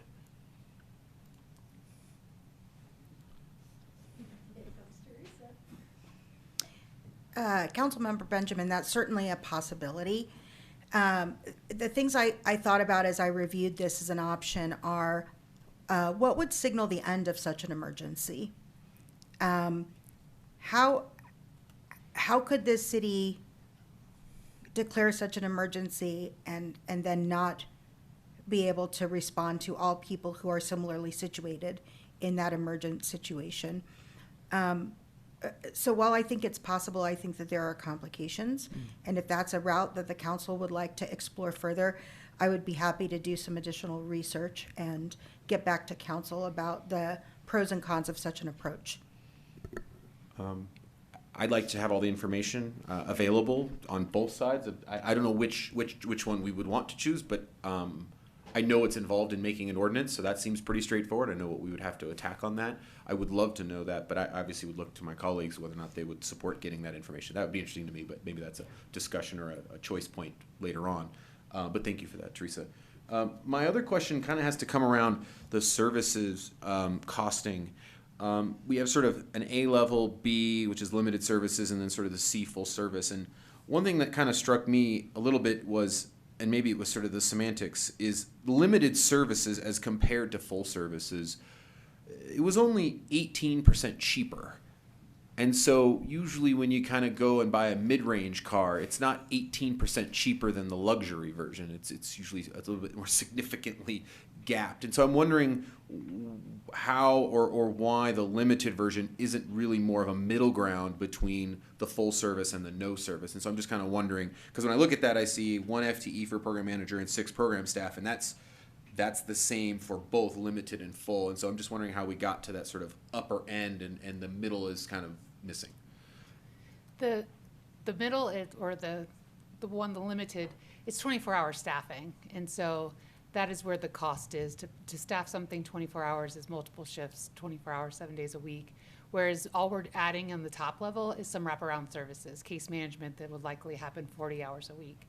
So it's just a couple additional things. The big price point is having, a couple people on site at all times for 24 hours is where the cost adds up. And so I appreciate that. I appreciate that distinction. I'm just wondering, for the sake of us having a means of comparing some apples, some different fruit, does having to go any form of service require that 24/7, or can it be, you're on site 12 or 18 hours a day, not 24? And so I'm just wondering, for just providing a more complete spectrum, because we all get the 24, but to have 2 options that are based on the same premise may not give us that delineation that maybe some of us are looking for, given that money is a scarcity, that could give us leverage in some areas that make this more palpable from a financing perspective. Right. You could. You obviously could have them there just during the daytime hours or just during the overnight hours, whichever way, and you could do it any way you want. I think the concern I would have is just, again, the folks, even from my experience this past weekend at the shelter, the folks that are currently living unsheltered have a number of significant barriers that if they're left without any oversight for any period of time, it just is a little bit, it opens up for additional situations. Okay. Yeah, please. Do Denver's version of this have 24-hour supervision? Okay, just wondering. Normally, I mean, you bring up a good point. I don't know that I've seen one that just does like half-time. Like it's either they're checking in and just providing the case management piece. So a case manager is checking in daily with the folks, or it's been the 24 hours. Do you mind if I do a follow-up? Do please. So you mentioned that you're meeting with the faith communities here in a few weeks, which is great to hear. And is there a role for volunteer assistance in some of this, where maybe it doesn't all have to be trained professional staff, but people who are have some training to assist? But yeah, I think we could certainly broach that question with the faith community. Consistent feedback that we've heard, even over the last month, from the faith community when we wrote to them, I think it was in mid-December, early December, is that many of them have tried to run services out of their facility and had some real challenges. The other thing that we've heard from some of the faith community that have run programs for some time is that they don't feel that their parishioners or members have the skills to do some of this work, and sometimes feel a little bit like the effort that's needed is above their skill level. Mm-hmm. And we've also seen that many of our faith communities have elderly members, or there's a trend for more elderly members, and they have felt less comfortable with that work. But absolutely, we can reach out to them. We're going to be talking to them not just about this initiative, but the day services and other programs, and figuring out how they how they're helping now, how they want to help, and how they can integrate with any of our programs. Yeah, that all makes sense. I just, visited some similar facilities in other cities and read about a number of others, and volunteer assistance has been a common thread through those. And like we have the dollars for food, for example, oftentimes people bring food. And so, I mean, there may be some opportunity to reduce those operating costs by tapping into people in our community who want to help folks who are struggling like this. Yeah, and typically that's run through a nonprofit organization that's able to develop that volunteer component and the training that goes along with it, and has expertise in it as well. Thanks for that. Matt, are you still going? Yeah, I have one more question. And I appreciate those responses, Kurt and Megan. My last one, I was already sort of thinking along these lines, and Kurt, you said something that sort of piqued my interest, is that I think you mentioned that there's about 30-some individuals that are currently probably out unsheltered as we speak, that have vouchers and are just waiting for somewhere to go. And I'm just sort of curious, and we'll get to maybe my formal question, but I'm curious about this particular, are some of those 30 headed to Bluebird? Or are the Bluebird spots spoken for, and they're still further down the queue? There's still. Go ahead. There's still some that are waiting for Bluebird. There's still 20 more. They're identified, so it's not someone that doesn't know. It's just a process to get everybody moved in.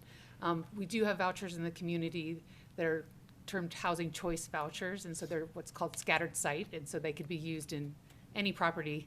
And those folks it's challenging in Boulder, right, to identify sites that have openings and are willing to take some of the clients that we're currently working with. And I think it was about a year ago that the shelter implemented a new position to recruit landlords, specifically to address this issue.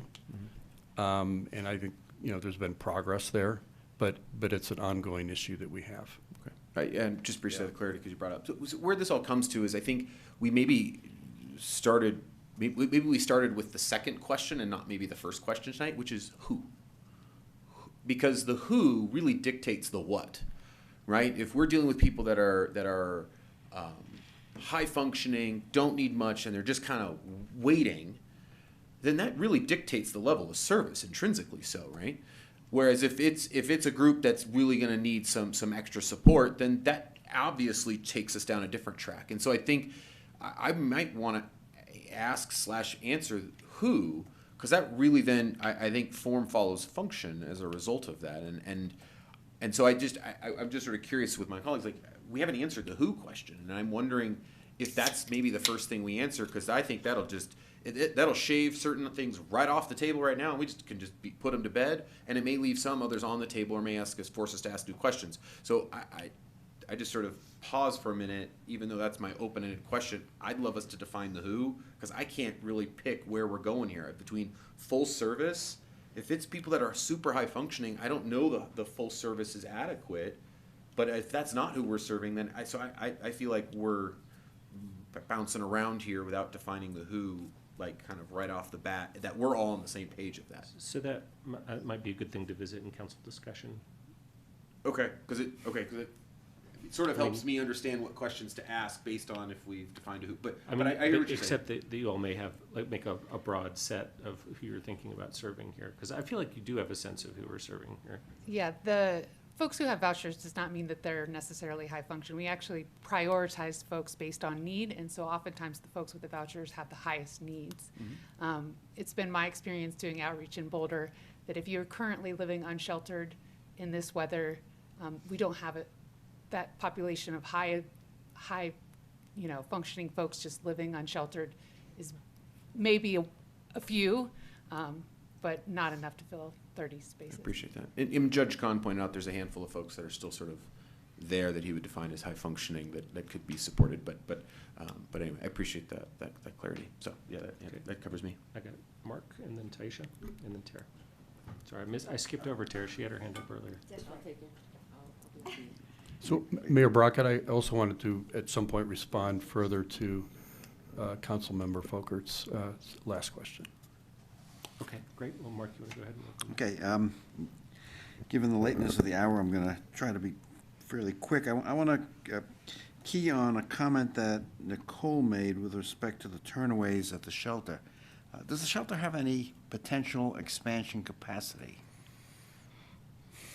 Yeah, I'm not sure we can answer that. I don't know from a development standpoint if they could be approved for additional square footage to that property. We would have to have the development review staff look at that. Okay, might be a useful exercise. But as far as interior space, I would say that they don't really. With the footprint that they currently have, it would be difficult for them to add additional beds. With respect to the infrastructure that we're going to have to install on sites that are essentially temporary, I assume that cost is going to be lost when we move to a more permanent location that we purchase.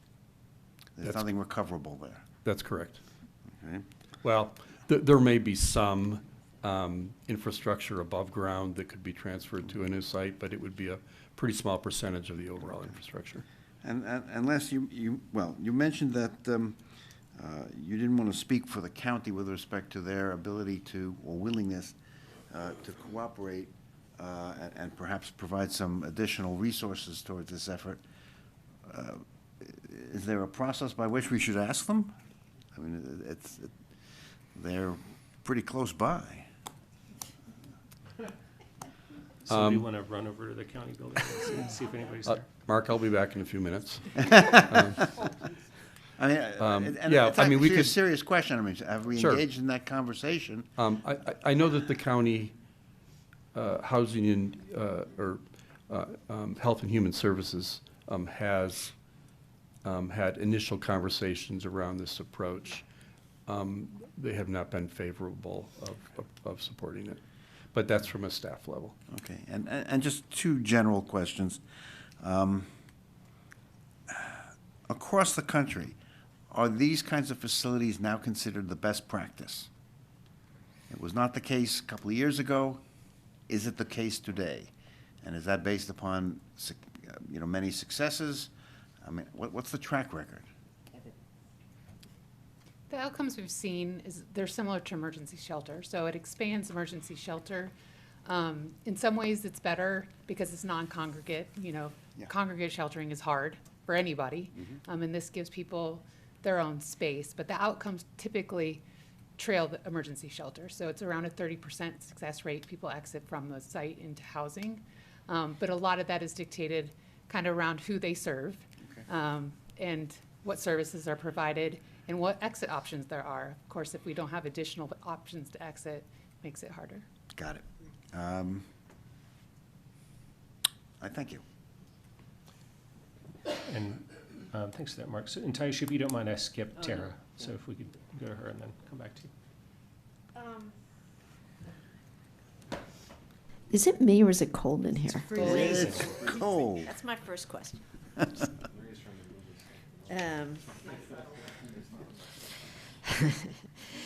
Okay, did you say that there was not $800,000 that Matt was talking about? Is that right? You needed for the day shelter. Did I hear that right? I just want to make sure. Well, the resources from 2023 that we had allocated for that have not carried forward. So you don't have that? That's correct. Okay. Number two. This is a question.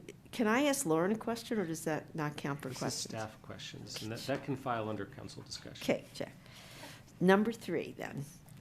To 2024, 2025 priorities, are we going to have more money or still no money? If we make it, that question, should we make it a priority? Will making it a priority mean we have money for it? Or does that not mean that? It's going to invent. It doesn't automatically mean that there's money. No, I think the priority setting is a mechanism to help staff understand what this council's priorities are, and certainly our staffing resources to make those things happen. And with that consideration as we enter into the 2025 budget process, it is helpful to know where there are funding priorities for council. So that would be part of the goal in setting those priorities, is understanding where there's funding needs and funding priorities of this council heading into the 2025 So you budget. can maybe find the money. We would do everything we can to pull levers to try to make those priorities happen. It depends on what's on that list and how much they cost. Okay, check. And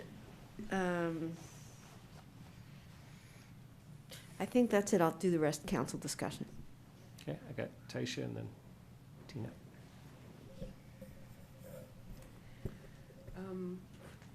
This actually goes back to Matt's earlier question around who are we serving. And just a general theme that I've noticed around research and evaluation. And so what we received today was a list of outputs. We have this program, or inputs, and I was like, we have this, or this many people served. But what's missing in this is what are the outcomes?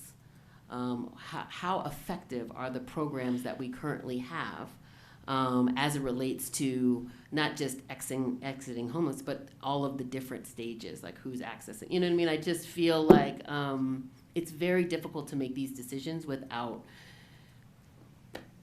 data. And so, again, I would be, I look forward to the February conversation, and I'm hopeful that that conversation is inclusive of the outcomes that we've seen by program, as well as the ways in which the programs are coordinated together, is something that will be really helpful to inform this conversation. So thank you for that one. And then the last one is, going back to evaluation and feedback and whose feedback matters. And I think there's one group that I would really love to hear more feedback from, and that's actually the 170-something people that you all know about already. Those are the people that I want to hear from. It's like when people who own homes and have never really rented create renter programs. No shade, right? And so I'm eager to hear from a qualitative perspective. And again, I know that these are hard to reach and right? But we've got relationships, right? Messenger matters. Thanks for the feedback. And so I'm hopeful that we can get more qualitative data from the unhoused population that will be directly affected by this. Thank you. Can we respond to that? Or? Yeah, sure. Yeah, so thank you for that. So I do hope that we meet your expectations as much as we can on February 8th around data. We do expect to be providing a lot of information on sort of how the strategy interfaces with the outcomes of various programs. And then I think Megan can maybe address your second comment as well. I did have conversations with both, the Muni Court has a lived experience board, and so we brought this topic in front of them and had conversations, and I also went out, prior to this position I was a Muni Court navigator and did outreach, and so we went out and had this conversation with folks who are currently in encampments, more around if we did it, what kind of the questions we're asking you guys. Would you use it? What type of structure would you prefer? What kind of services would you prefer? So I did have that conversation with folks. So what percentage of the 170 that you referenced, what percentage of that number have been consulted? It would be probably total spoken to was probably 25 or 30 folks that were willing to have the conversation with me. Okay, so and again, I just wonder how can we're not in a silo, and there's a lot of complexities to this issue. So I'm just curious how we can support and work with our community partners to get the rest of that qualitative information. Because I suspect with the right messenger that we can get a lot more feedback to help inform this critical discussion. Thank you so much. And also just documentation, right? Unfortunately, anecdotals makes it very difficult to make sure that the validity and rigor is there. And so having a more robust and comprehensive approach to getting that feedback, just like we did with the community survey, right? That community survey, I don't know how much was paid for that, but they did some things. They talked to people and they followed up. I mean, actually they didn't talk to anybody, but they did some things. And so I'm just wondering, again, the level of robust investment that we put in certain communities' feedback and not in others. And so I'm hopeful that we can level the playing field there as well. Thank you so much.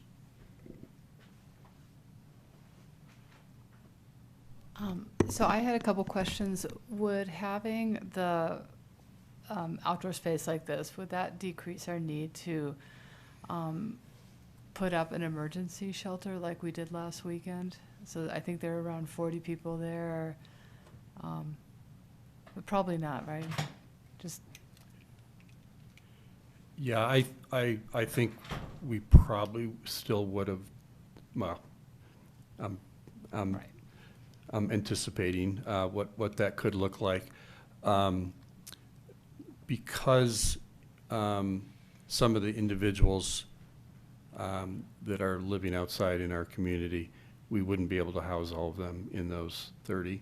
Many of them, when we have a very cold snap like that, our numbers at the North Boulder shelter go up.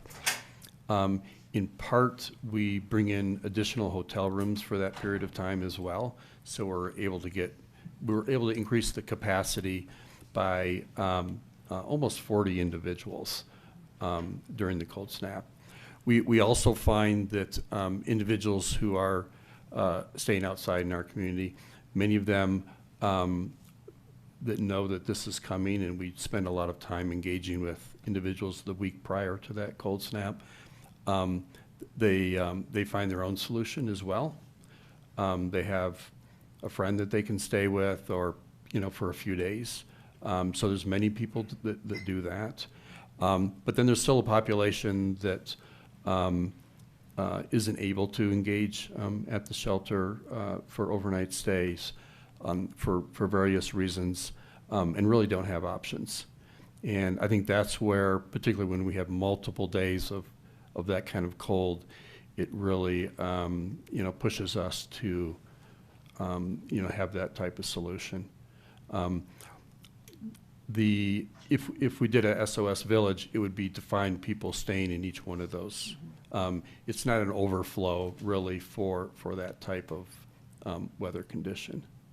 okay. And then I had a question about, so if it's not clear whether safe zones would apply in this case, whether the tents would have to be 50 feet from a sidewalk. From what I could tell with both the camping ban ordinance as well as the safe zone language that was passed by voters. But if we did have to comply with the 50-foot setback, would that change the number of structures that would be allowed on these sites? I haven't scaled the layout that was done. There's one site that could potentially be impacted that way. That's one on East Pearl. I think we're probably 50 feet away from that path. That site, a good portion of that site is in the floodplain, and so we wouldn't be able to put structures there anyway, so we've put them further to the west, further away from that bike path. So I don't foresee that as a challenge, at least initially. Okay, and then the other thing I read in the memo was, because this is considered emergency shelter, we'll use sheltering measures rather than housing measures to evaluate the success of the program. I hope when we come back to be looking at this in a more holistic way, as Councilmember Adams was referencing, just to see if there's a way to look at them together. My interest is really in ultimately housing and not investing as much on sheltering.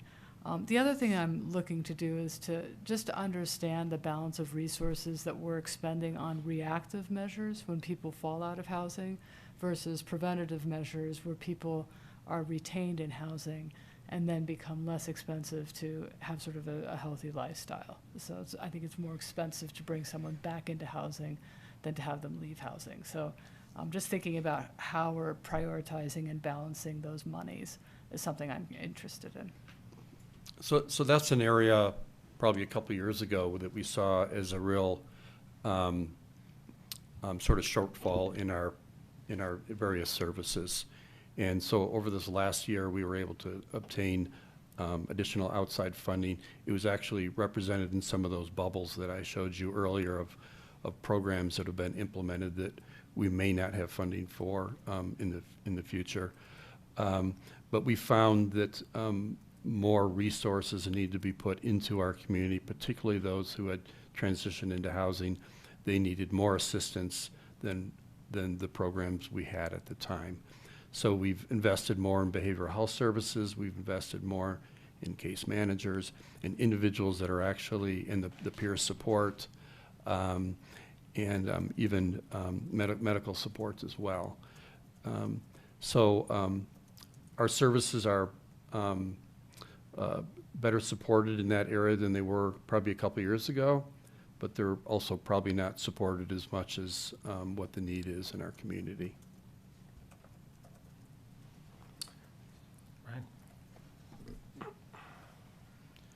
Just one question. Thanks, Kurt and Megan.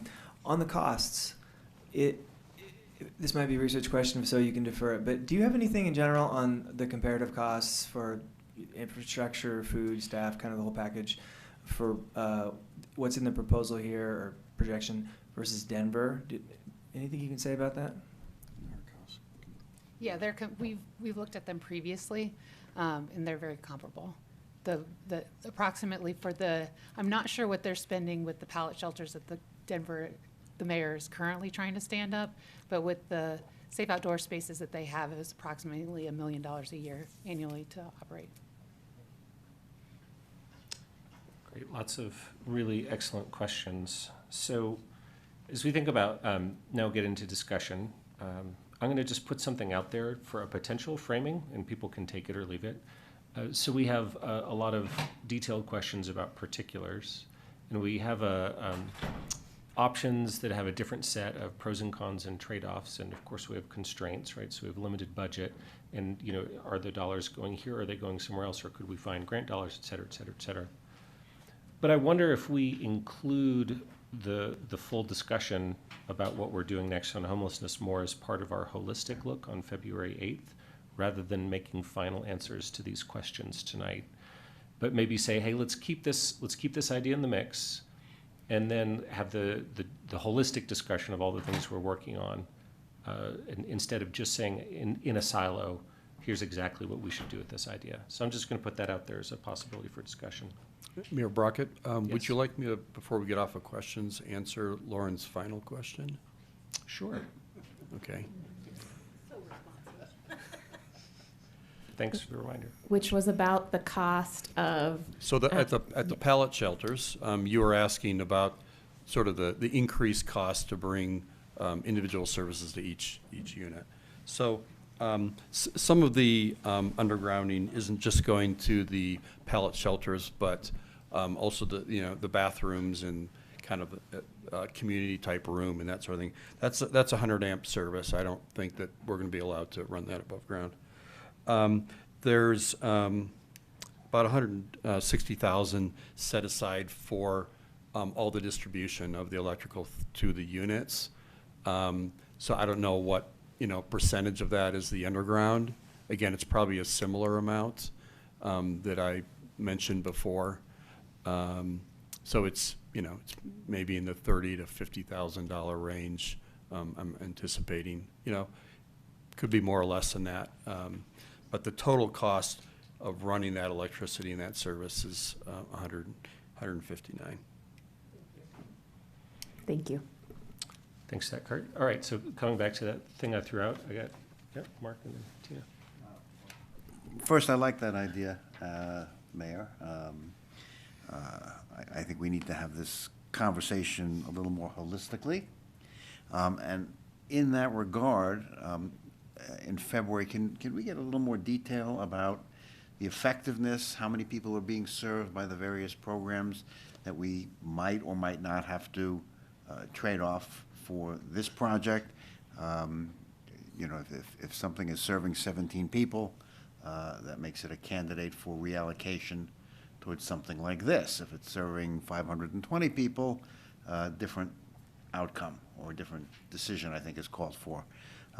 So if we could get that information in the mix as we look at all of this, I think that would be very helpful for us to make the most prudent and effective decisions with what are obviously scarce resources.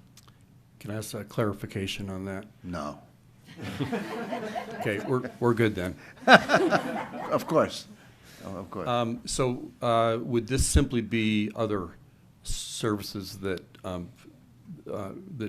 meet the unhoused, or We had that slide up there of many programs within HHS that serve individuals. Would you like us to sort of provide that information as well? I would. I mean, if it's not too burdensome, I would, just because we're, you know, those programs, we're going to have to allocate funds towards if we want them to survive. Sure.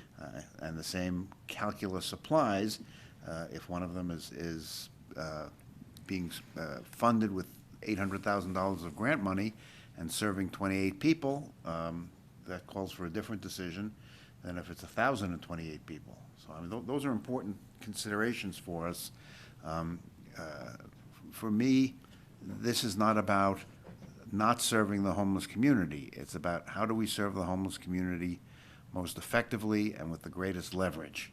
And I want us to leverage our dollars because we have limitations on our dollars. And let's do that which is most effective.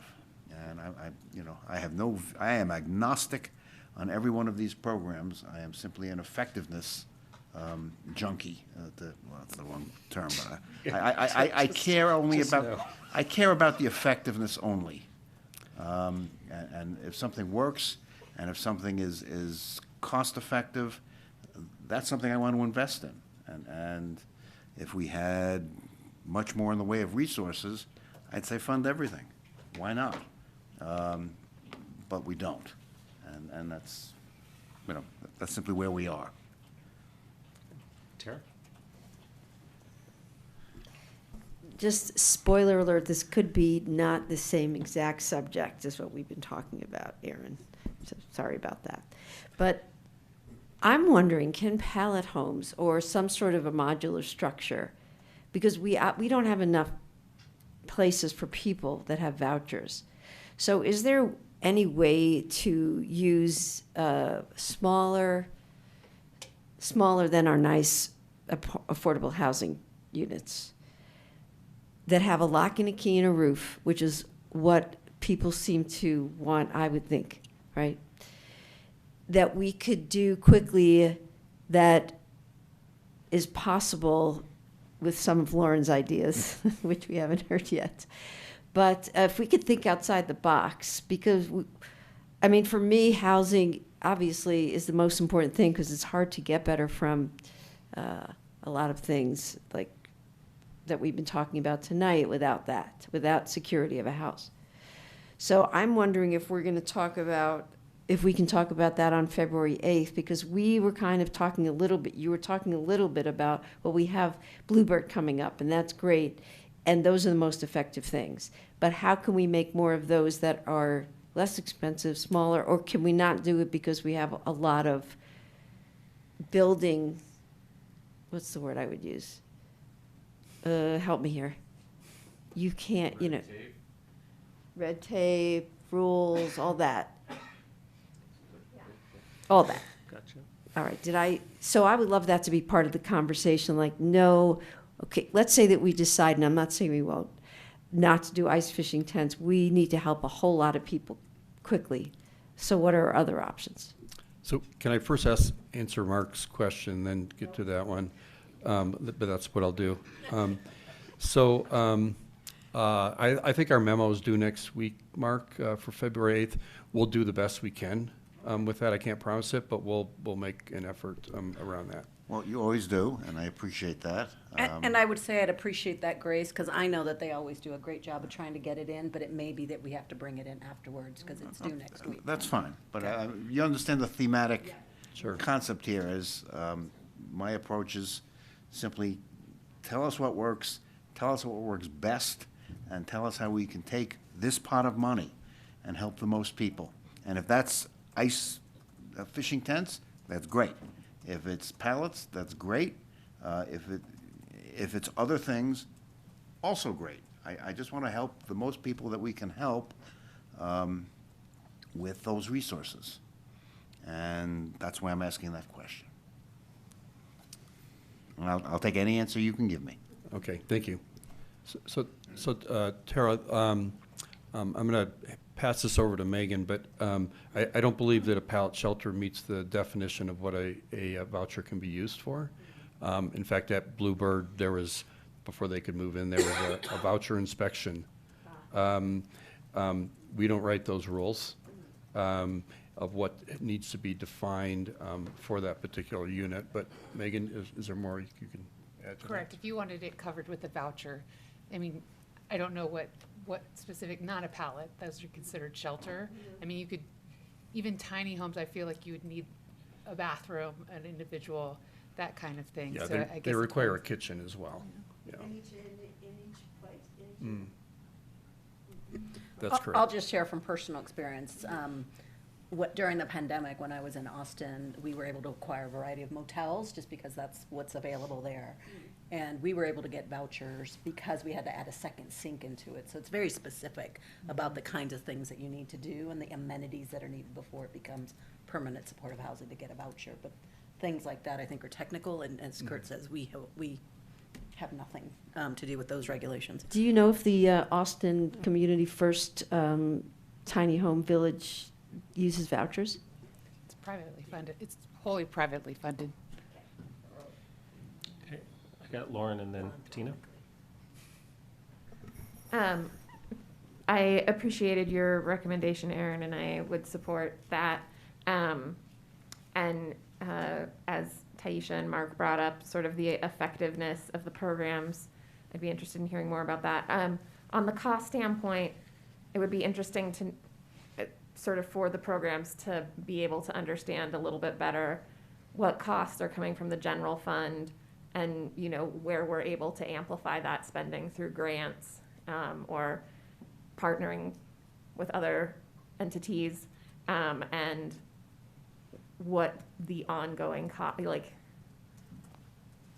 we had a bunch of programs that don't have budgeted or that we don't have general fund dollars currently budgeted for ongoing costs. So kind of understanding both currently how those things are and what the timeline looks like on those programs would be great. I understand this is a lot, and you have, but as you are able to, I would appreciate it. I would also like to maybe brainstorm with you guys if we like. So I was chatting with my office about this, and you know, they were like, we could build one of those, you know.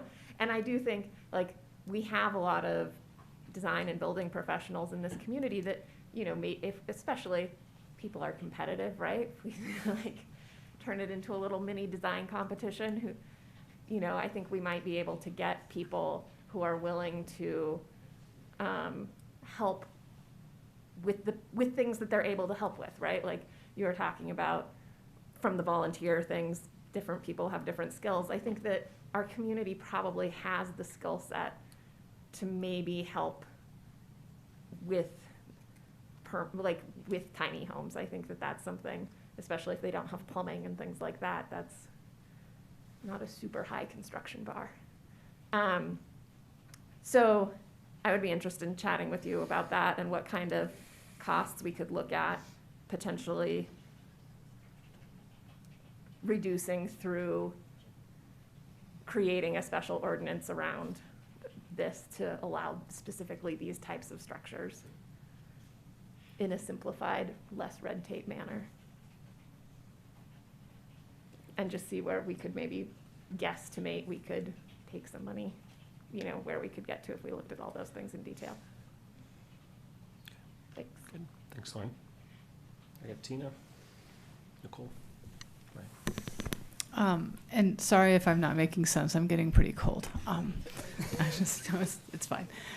So Aaron, thank you for that suggestion. I think it's so important not to view this project in a silo, and also to Matt's point about really starting with who we're serving. I know council asked about a structure, not about a solution for a specific group of people, so this is an appropriate response, but I do think we need to start thinking about who we're actually serving, and then make the hopefully the response can follow that. And I think something we can maybe talk about on February 8th.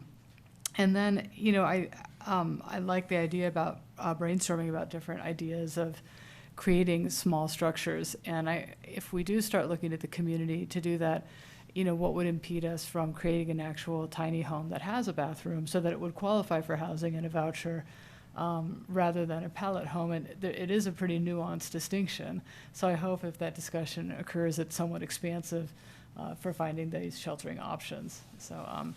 But I do hope that we can look at it holistically. It's very hard for me. I don't have any experience in housing or structure. So for me, it's mostly what Mark said, looking at the efficacy of each option and then making sure the whole spectrum of people are served the best we can. Nicole? I have Nicole and Ryan, and then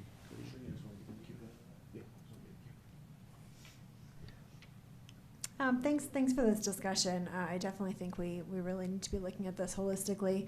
At the DRCOG study session earlier this month, we started getting a preview of a regional housing needs assessment that has been going on.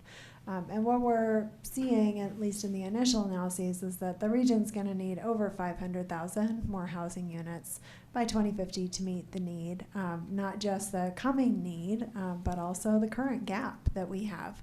And the bulk of where those units are going to need to come from is in the 0 to 60% AMI group, specifically the 0 to 30% to account for a lot of the people in the region who are experiencing homelessness and who will be experiencing homelessness in years to come. And, you know, I think about this as we're thinking about individual programs, thinking about a slightly bigger strategy. And I just want to zoom out even farther and think about the unique opportunity that we have at this moment. We in our city are not quite seeing the migrant crisis that Denver and other cities are, but we will. And we're going to be seeing this, if not for kind of the growing economic issues that are arising with increasing economic inequality that EFA has been telling us about since I've been on council, so for at least 2 years, then for climate reasons, as people begin fleeing areas that are no longer able to be lived in. So what we're really needing to do fundamentally is something that nobody has ever done before. We need to take a large group of under-resourced people and get them to safety, stability, and self-sufficiency as quickly as possible.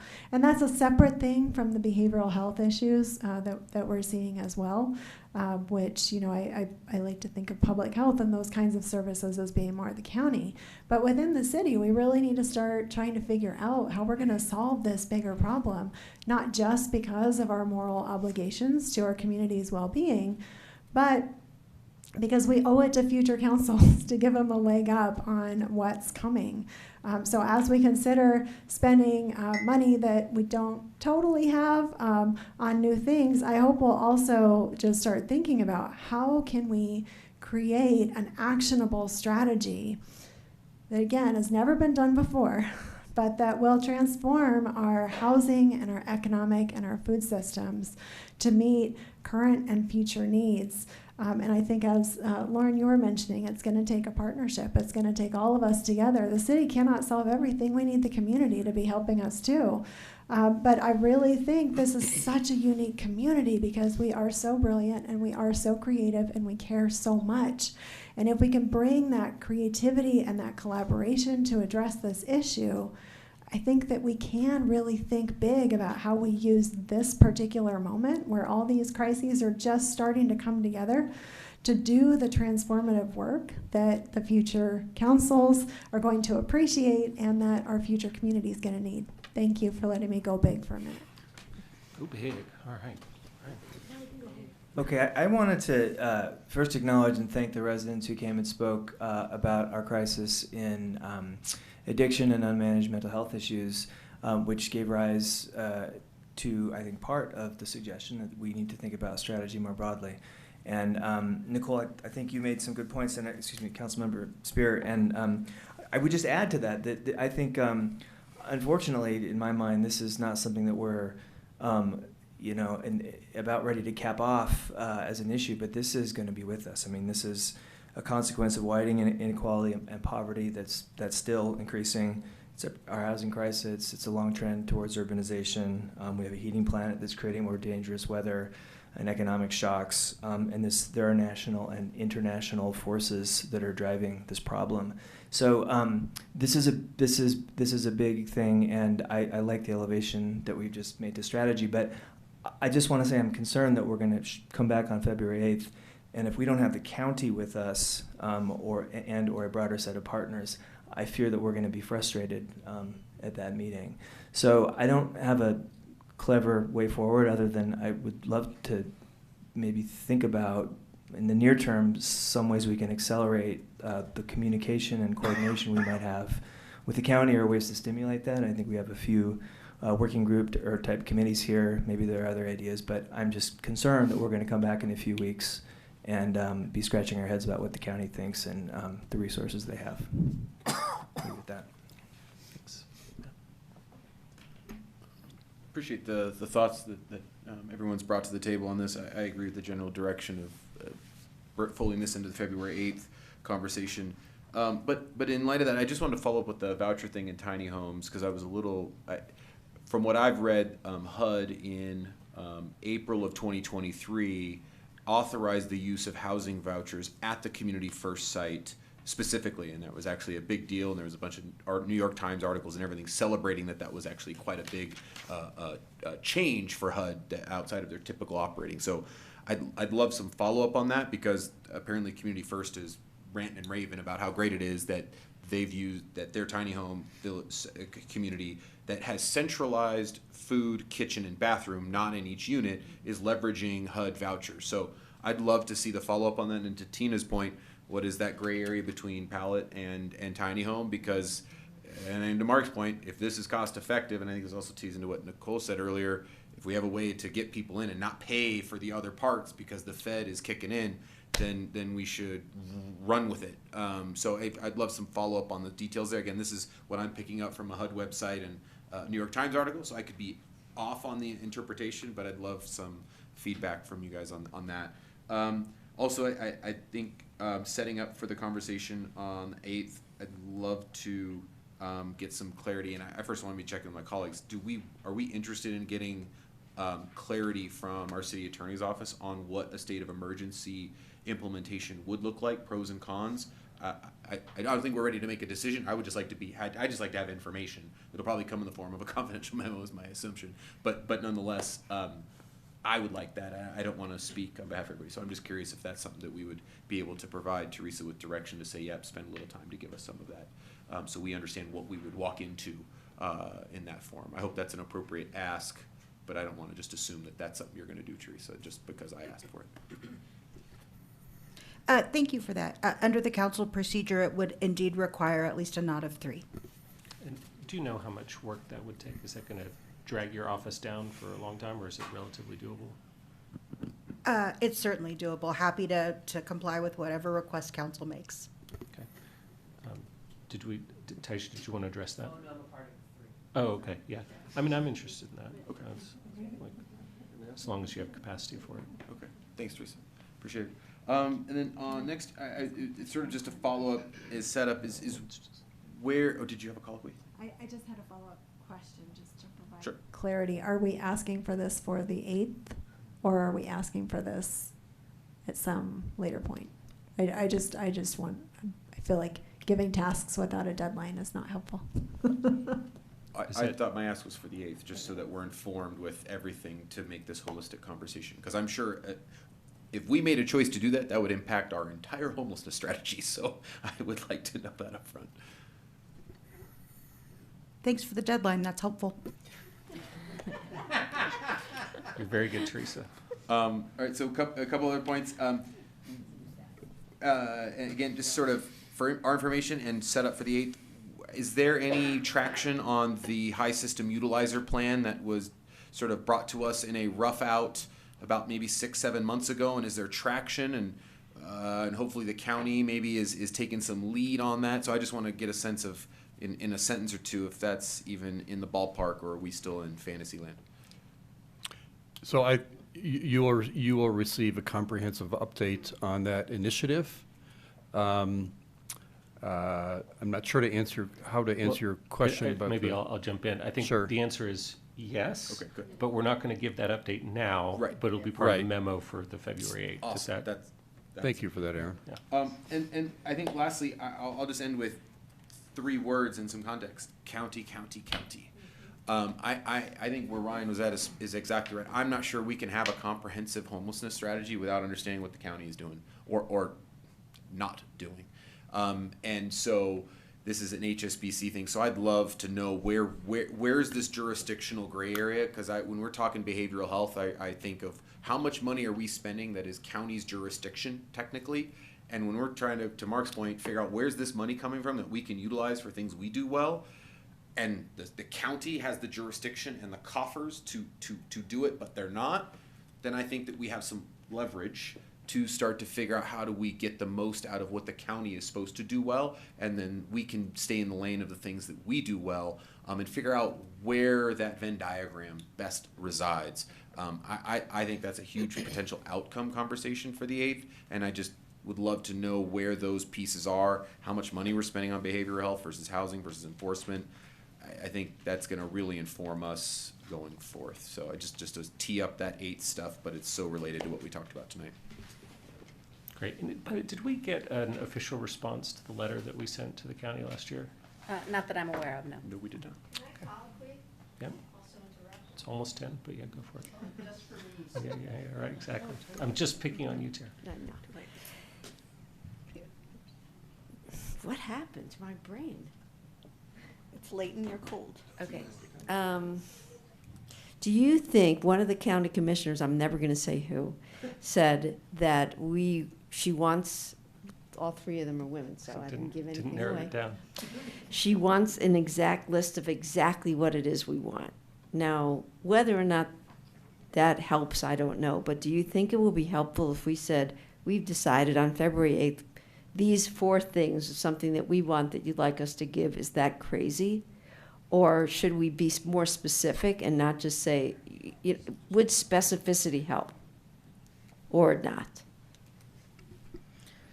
I think, to quote Brene Brown, which is weird for me to quote, but clarity is kind.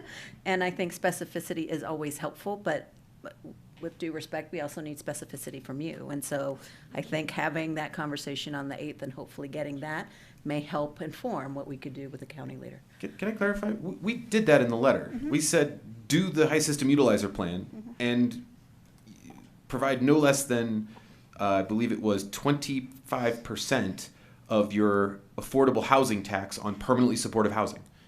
So we were very specific with numbers. So we haven't gotten an answer to that. So it may be a futile effort to provide more clarity of more things when we haven't even gotten the answer to the 2 things we've already asked for very specifically. So I just want to preface that. Okay, fair point. But I think okay, well, I think this is not about our relationship with the county right now, so I don't know that we should go too deep into that right this second. I don't even know what we're talking about. Yeah, Nicole's got a staff question. I have just a couple quick comments, and then maybe we can wrap up. So I'm just sensitive to how exhausted I am after just going to a bunch of events last weekend. I did not stand up an emergency shelter for a lot of people who were really struggling and keep them alive over the weekend. 3 weeks, is that, I mean, we've asked you for a lot of information tonight, a lot of details, and I know we've got a packed calendar.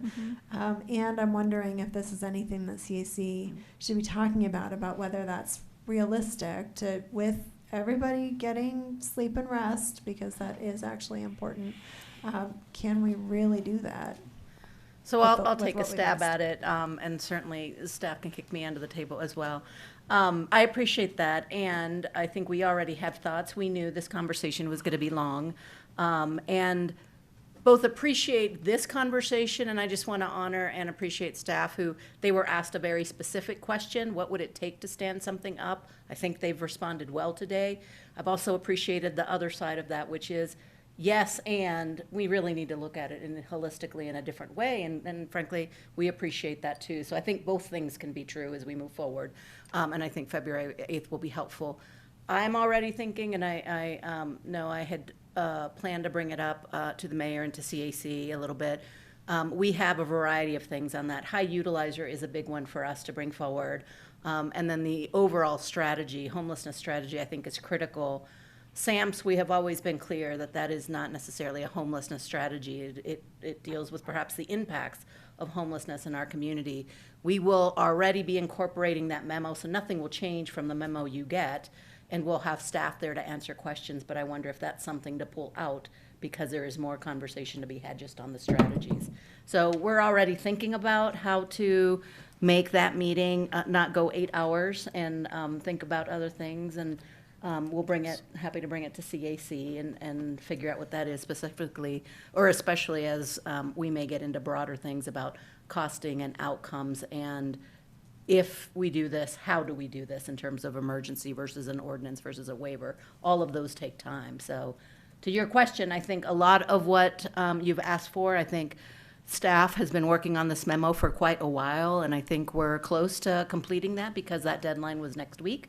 The additional stuff, we will add what we can to it and ask for your grace if we have things that come later on. And as that is developed, we are happy to send that through hotline before the meeting. And then I'd say some thought, and I defer obviously to CAC, about our approach to perhaps limiting some of the conversation while still giving you the information the staff has worked hard to present in the memo, because we think it's important. Okay, so Taisha, and then I'll go.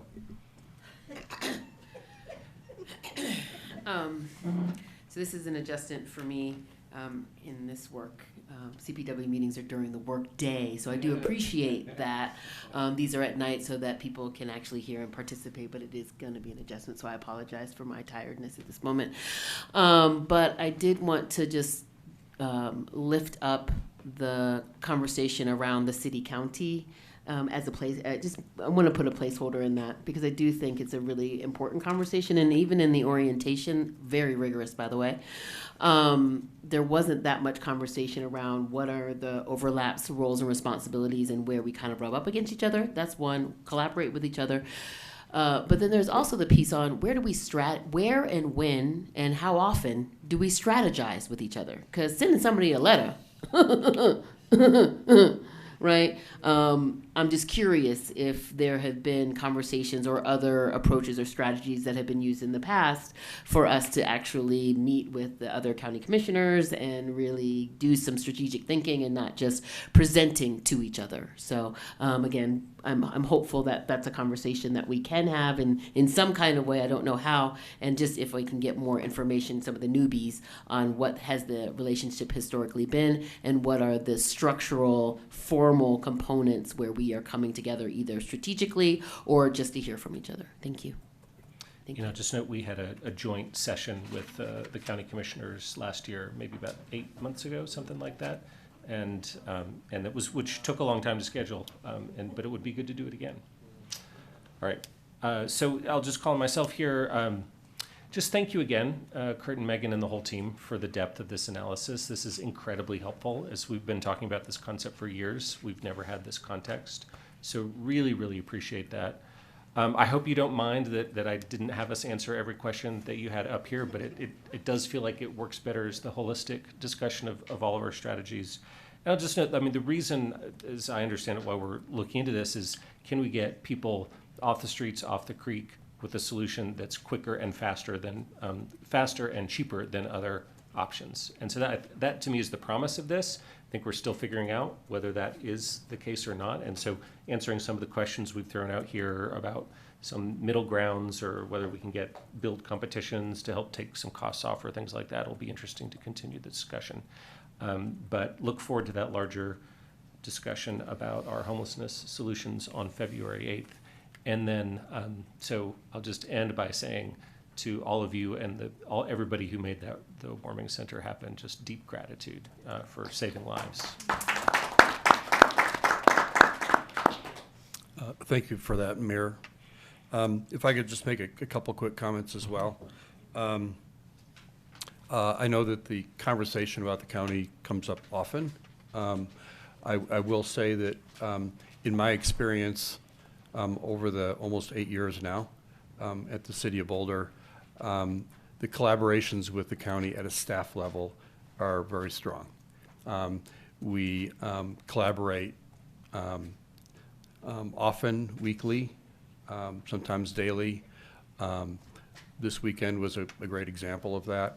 But around the work around homelessness and affordable housing, the collaboration is something that we're always working on.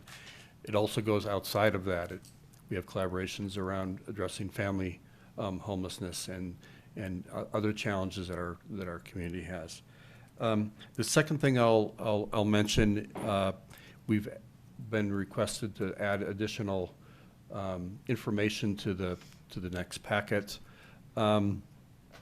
this is a very busy time for us. Next week is our point in time count. That's actually being led by our team. We've recruited volunteers for that and other organizations to partner with that. We have a good neighbor meeting around the Day Service Center. I think that's on the 31st of this month. We're working to ensure that the day service approaches and the many things that have been added through the state grants can be in place in the next month and a half to 2 months. Just the normal day-to-day work that we do with high utilizers, getting people housed, all the various programs that are going on. This is probably the busiest time of the year for us. We'll do the best we can, and I believe that you'll have some grace on February 8th as well. So thank you. Thanks for all that work. Well, I'll just say before our gavel is closed, just want to say this was a challenging meeting in a number of different ways. It's an intense start. I'm just proud to serve with you group of extraordinary humans who can navigate situations like this with grace and wisdom. So, any other final thoughts? With that, I'll gavel is closed at 10:07 p.m. Have a good night, everybody.